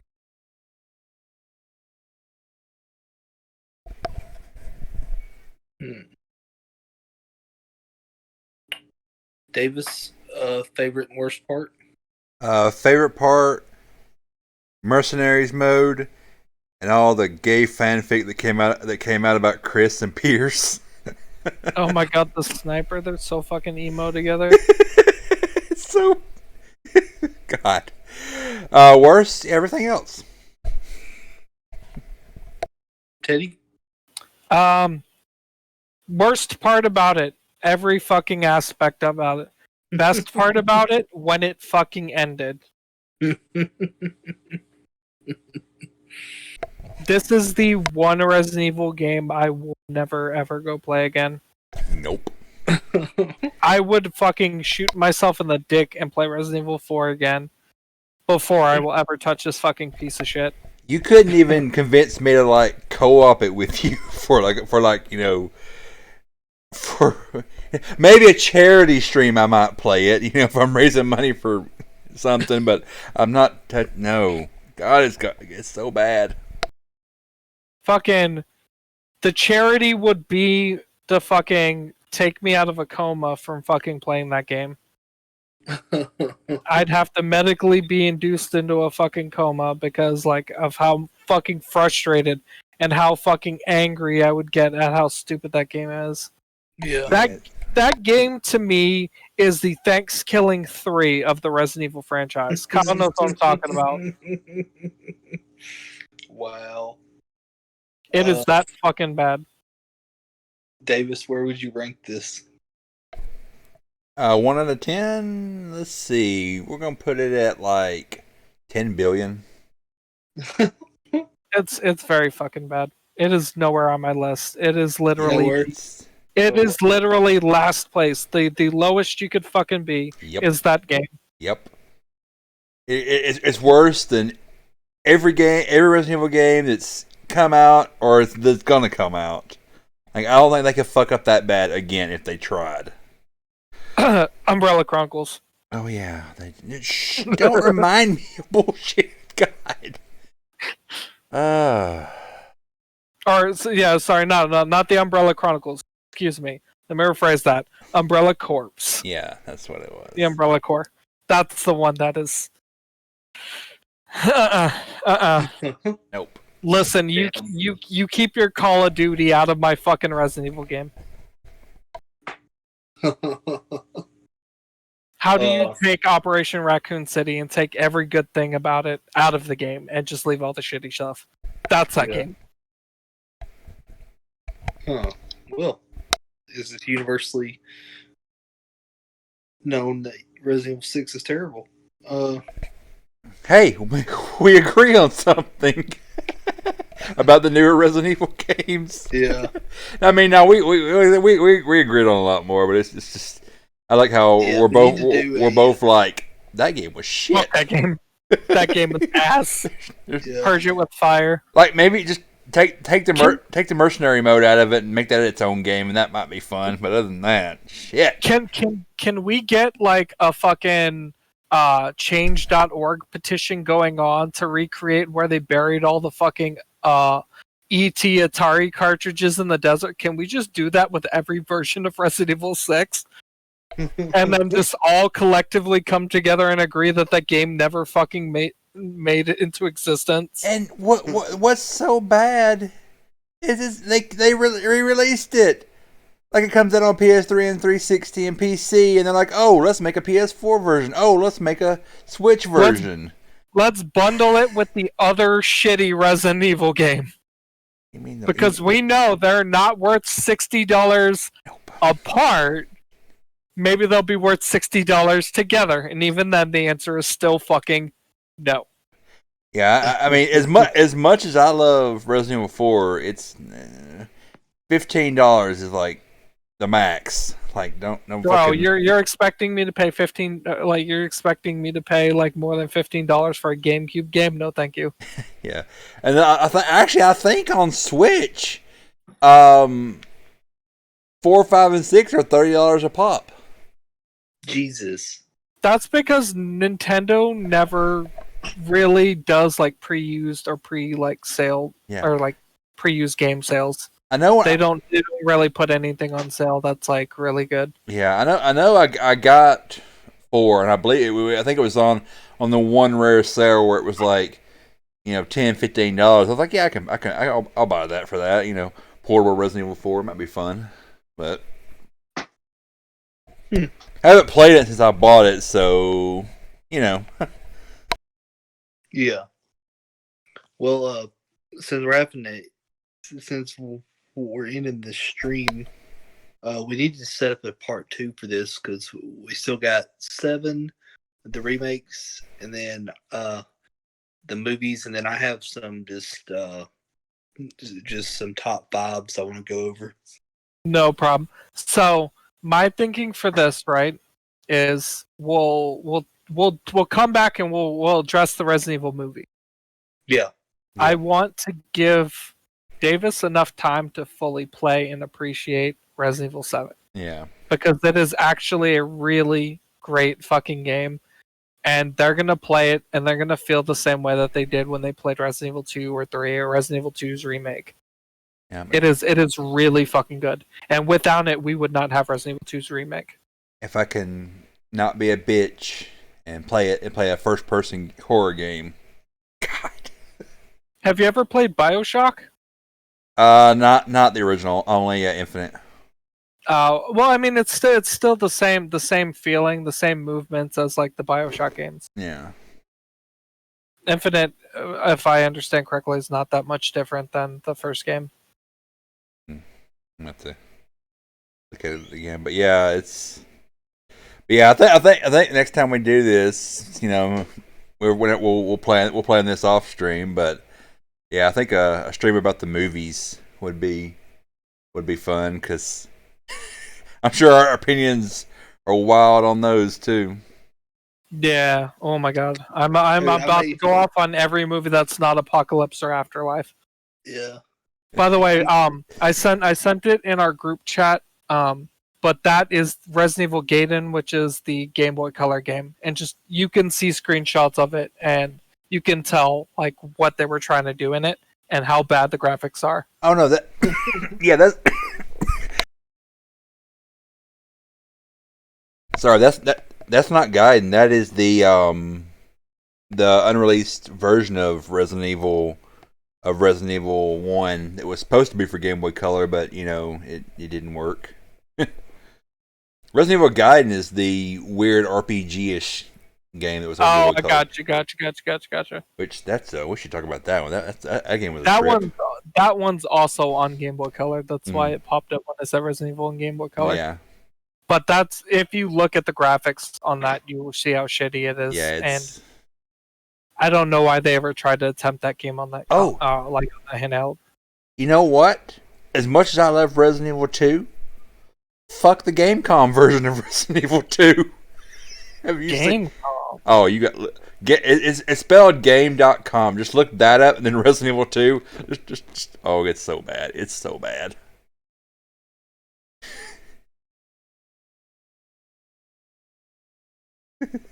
I'm literally doing it right now. I need to see this shit. Yeah, I made. Why the fuck's it in black and white? That's just the beginning of the problems. Yeah, I may end up rewatching the movies and join y'all on that stream. Bro, what the fuck is this? This game plays like a shitty version of the game Flashback. Y'all know Flashback? It was on Sega Genesis and SNES. Yeah, I think I have. I remember that they remade it in I think 2016, something like that. This game is. I'd rather watch CDI Legend of Zelda. Oh, you should just if you want to see some terrible shit, just look up Gamecom games. It's so bad. Those little cheap Tiger Gamecom or Tiger Electronics handhelds that they had, where they said, "Oh, this is Double Dragon," but it's clearly just it's that company made a game console and it's that shit. It's so terrible. Somebody said, "Imagine if this was literally your only exposure to Resident Evil, and then you found out that there's a remake coming out in 2019."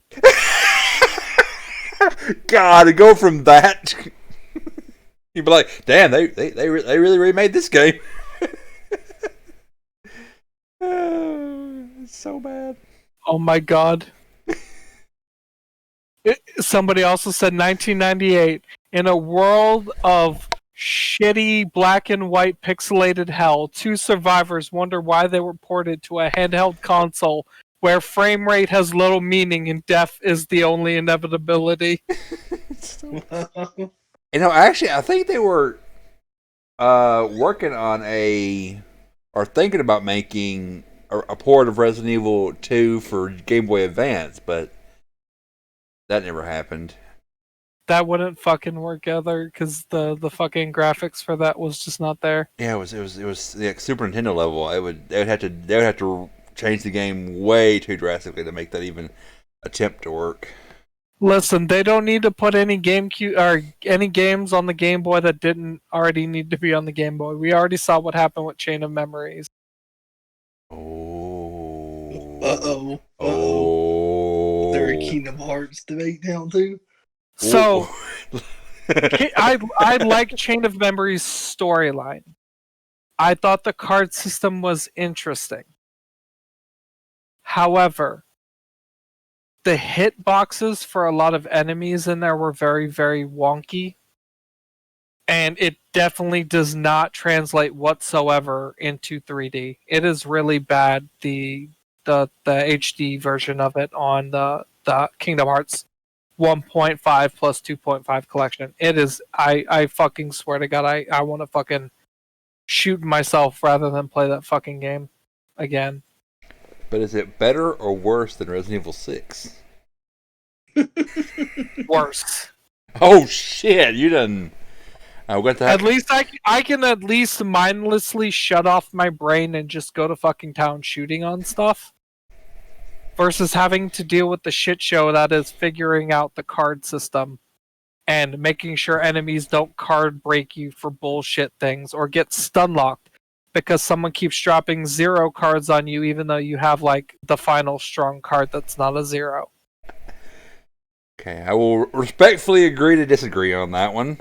I like Riku. Riku's deck was a lot better, but like Sora's was not good. And like, plus they threw in Keyblades that didn't actually exist in the North American release of Kingdom Hearts. So it was like, where the fuck did these Keyblades even come from? If it's supposed to be like a retelling of the first Kingdom Hearts game, where the fuck are these Keyblades coming from? So it was based on Final Mix that we never got until 1.5. But exactly, I see your point. No disrespect to like Chain of Memories story. Like the Chain of Memories story was absolutely necessary to set up the telling of Roxas.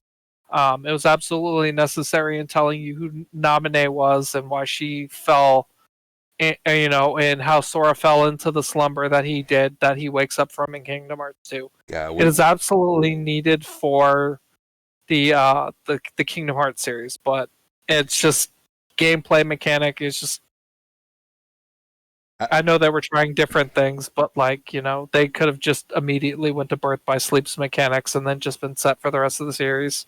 I really think at some point, Teddy, we need to have a Kingdom Hearts, like just talk about the games and story, so we can just mind fuck Kyle for a couple hours. I'm gonna start just doing like a week, just start doing just like versus streams of y'all. Listen, Kyle. Kyle, debate. you have to understand, though. You have to understand, okay? Kingdom Hearts is literally 2 genres and 2 fucking things that have no business being mixed together, and it has no business being that fucking good, but it is that fucking good. Exactly. Okay? Exactly. Storyline doesn't make fucking sense, okay? Sure, I will give you that. But if you didn't tell me, I didn't think it would be cool as fuck to see fucking Mickey Mouse fucking squaring up next to Cloud from Final Fantasy VII. Or Leon/Squall from Final Fantasy VIII, you'd be dead fucking wrong, because the minute I found out Leon was in Kingdom Hearts, I popped like I was a fucking mark. How many other properties have taken Mickey Mouse and made him fucking badass? Like, there's that one part in 2 where, spoilers, the Mickey the fucking Mickey drawing game, the one that they also brought also. Oh yeah, Epic Mickey's really good too. Epic Mickey, yeah, those games he was actually pretty badass in. But just the one scene, and spoilers for anybody that's not played Kingdom Hearts 2, but there's a part where Goofy supposedly dies. And, like, Mickey's like, they'll pay for this, and pulls out his fucking Keyblade, throws off his cloak, and I'm like, God damn, let's go! Yeah, entire point up to that, he's literally just like, shut up, don't say my name, bitch. Yeah. Mind your business. Yeah. Oh, man, I love Kingdom Hearts. Oh, dude, did you know they're coming to PC? I mean, cool, I guess.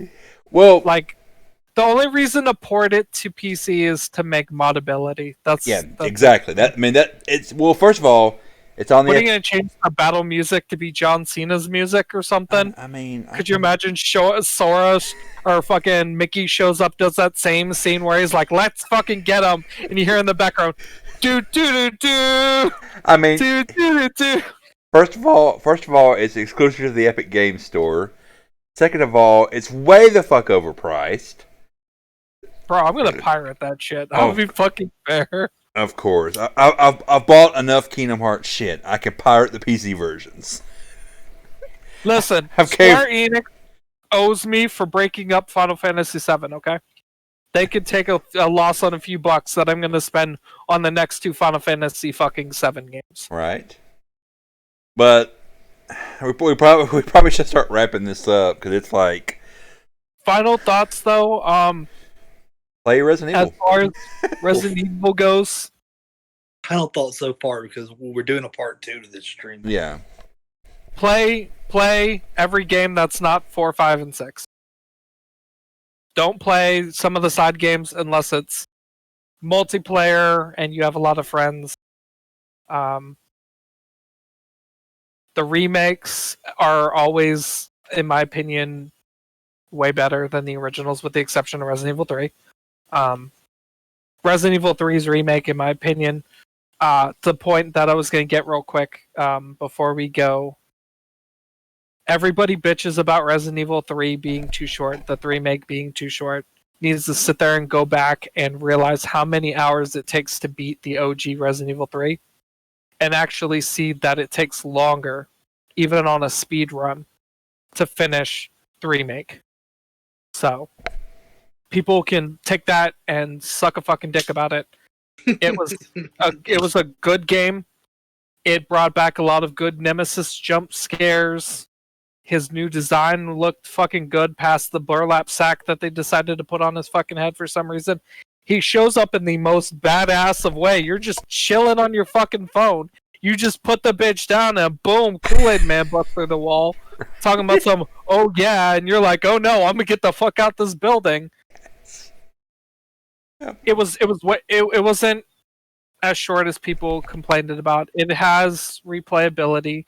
The only thing that it suffered from that a lot of fans felt like needed to come with it was an updated game of Mercenaries, which it didn't initially release with. So, when you get around to playing it, like if you play the Resident Evil 2 remake and you're gonna play the remake, give it like a legitimate chance. Come into it with the mind that it's not gonna be OG Resident Evil 3. They've taken new liberties with it. The characters are really well done. Carlos is really well done in this one, although I disagree with his hair choice. The new Jill is actually really fucking cool. Literally, you go around the fucking city while the shit is literally hitting the fucking fan. And I'm talking about like people running around and shit. So like it actually makes you feel like you're actually exploring a part of the city. Which is something I felt really lacked from Resident Evil 2's remake, because they did, but they didn't. They took out like a lot of stuff like going to Kendo's. They reserved that wait till after the police station and stuff. But yeah, final thoughts as far as Resident Evil goes: don't play 4, 5, 6. If you like online multiplayer and shit, consider checking out Outbreak, File 1 and File 2, as well as Operation Raccoon City. Get the collector's edition, that way you can get the map where you can go fucking play and stop Nemesis from fucking hulking out. Umbrella Corps sucks. It's not canon. It won't exist in any canon. Revelations sucks. It's just a cash grab. Those are my final thoughts. Davis? Sorry, I had an important text I had to get to real quick. Yeah, play 0 through 4. Stop at 4. Well, okay, so play the 0, 1, 2, Code Veronica, the remakes, all that. And then when you want to have a goofy time, play 4, but don't play 5 and don't play 5 and don't play 6. If you're gonna play 5, make sure you download a save file. That way you can play from the point where you just have to punch the boulder, because that's the only enjoyable part about that game. Or you could get one of your really good friends, have a few drinks, get some pizza, and play on couch co-op together. And it's a weird split screen. It's kind of difficult to do, but it would still be. I think you'd still have a good time. Or can you play? Yeah, you can play. Maybe it's online only co-op. I didn't think. No. I'm pretty sure you play local. You can do local co-op with Resident Evil 5. Yeah, cause I think it's a weird split screen. But either way, like that's the only way I would recommend playing 5 is drinks, pizza, and one of your best friends. Yeah. It has split screen. but you have to start a single player game and then press start on the other controller to have them take over your partner. Gotcha. But Which is why it's other stupid. than that, play all the ones we talked good about. And then if you want a crazy action game, play 4. If you don't want your Resident Evil to be crazy action, stop at Code Veronica. Or just skip all the way till 7. Yeah. Because let's be real, that's the real Resident Evil 4. Yeah. Alright, well that wraps up part 1 of the Resident Evil debate stream. We'll do a part 2 as soon as we figure out when we can do it. Smoker's going into podcast mode, you hear it? Let's absolutely fucking destroy those movies. I'm ready for it. Yeah, the movies. That might have to be my first like drunk stream, or like not drunk but like drinking stream, because I'm about to ruin Milja Jovovich's whole career. I'm just forewarning you guys for that. Her only good movies are Multipass and the chick from Dazed and Confused. Otherwise, she should not have been anywhere near those movies. Yeah.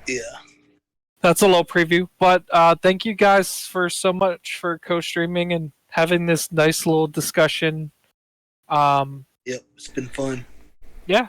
As you guys can see behind me, Cece's kind of passed out, Yeah. so I'm gonna get ready That's to. what I'm And I about to gotta do. shut everything down because it's storming over here, and the last thing I want to do is fry my gaming PC. So Yep. Yeah. I will bid you guys adieu. Anybody's on my end, I'm gonna go find somebody to raid. Good Bye. bye and good night. Bang. Put you. That was fun. It was. That's fun. Let's Way see. longer than I thought it was going to be. Oh, it was longer than I expected, but I kind of knew when it was like midnight. We were just now talking about 3. I was like, oh Lord, we're gonna be here a while. But Yeah, no. When Teddy was like, "Yeah, we're going to get off here," I was like, "Oh, thank God," because I was looking how many we had left. I was like, "Oh, fuck, I'm going to be here all fucking night." yep. Yeah, I just can't found wait to- out I'm gonna have to get up kind of early. Really? Yeah, I got to be at work at 12, but I got some other things to take care of. I'll tell you about it later, off stream. Gotcha. All right, later, dude. Later. The other classes can't. I just used Taco Bell's app to build my own $5 cravings box. It's got a crunchy taco, chalupa. Obviously, you'd start with the beefy 5-layer burrito. Beefy 5-layer? Nah, man. More like a bean burrito. Cute. The lurk in the offline lyric chat. That The Purple Grid is designed for the best sleep of your life. Its super stretchy gel material instantly adapts and conforms to your body for perfect, no-pressure support in any position. Built with over 1,400 air channels, the Grid is soft where you want it, firm where you need it, and doesn't retain heat like memory foam. Just one night on Purple, and you'll wonder how you ever slept on anything else. Shop mattresses, pillows, and more at purple.com. in Korea still? Yes, sir. Also, the song's way too loud. The song's way too loud now. There we go. Old boy, yeah. I get it. I get the old boy reference. Yeah, man, what's up? Dude, me, Layers, and like, there's like I don't know, there's like, back then, there's probably like a handful of people that used to just chat in Lyrics offline chat when he wasn't streaming. It would be like 2 a.m. and we'd just like be chatting there. Yeah, back in 2014. Not much, man. Hope all is well. Yeah, everything's good, man. Just like a handful of people. I guess I got lucky being in Korea during like all this COVID stuff. So I just been like, chilling. Old Boy's a good movie. It's kind of messed up, but yeah, it was a good movie. Oh, I'll chat.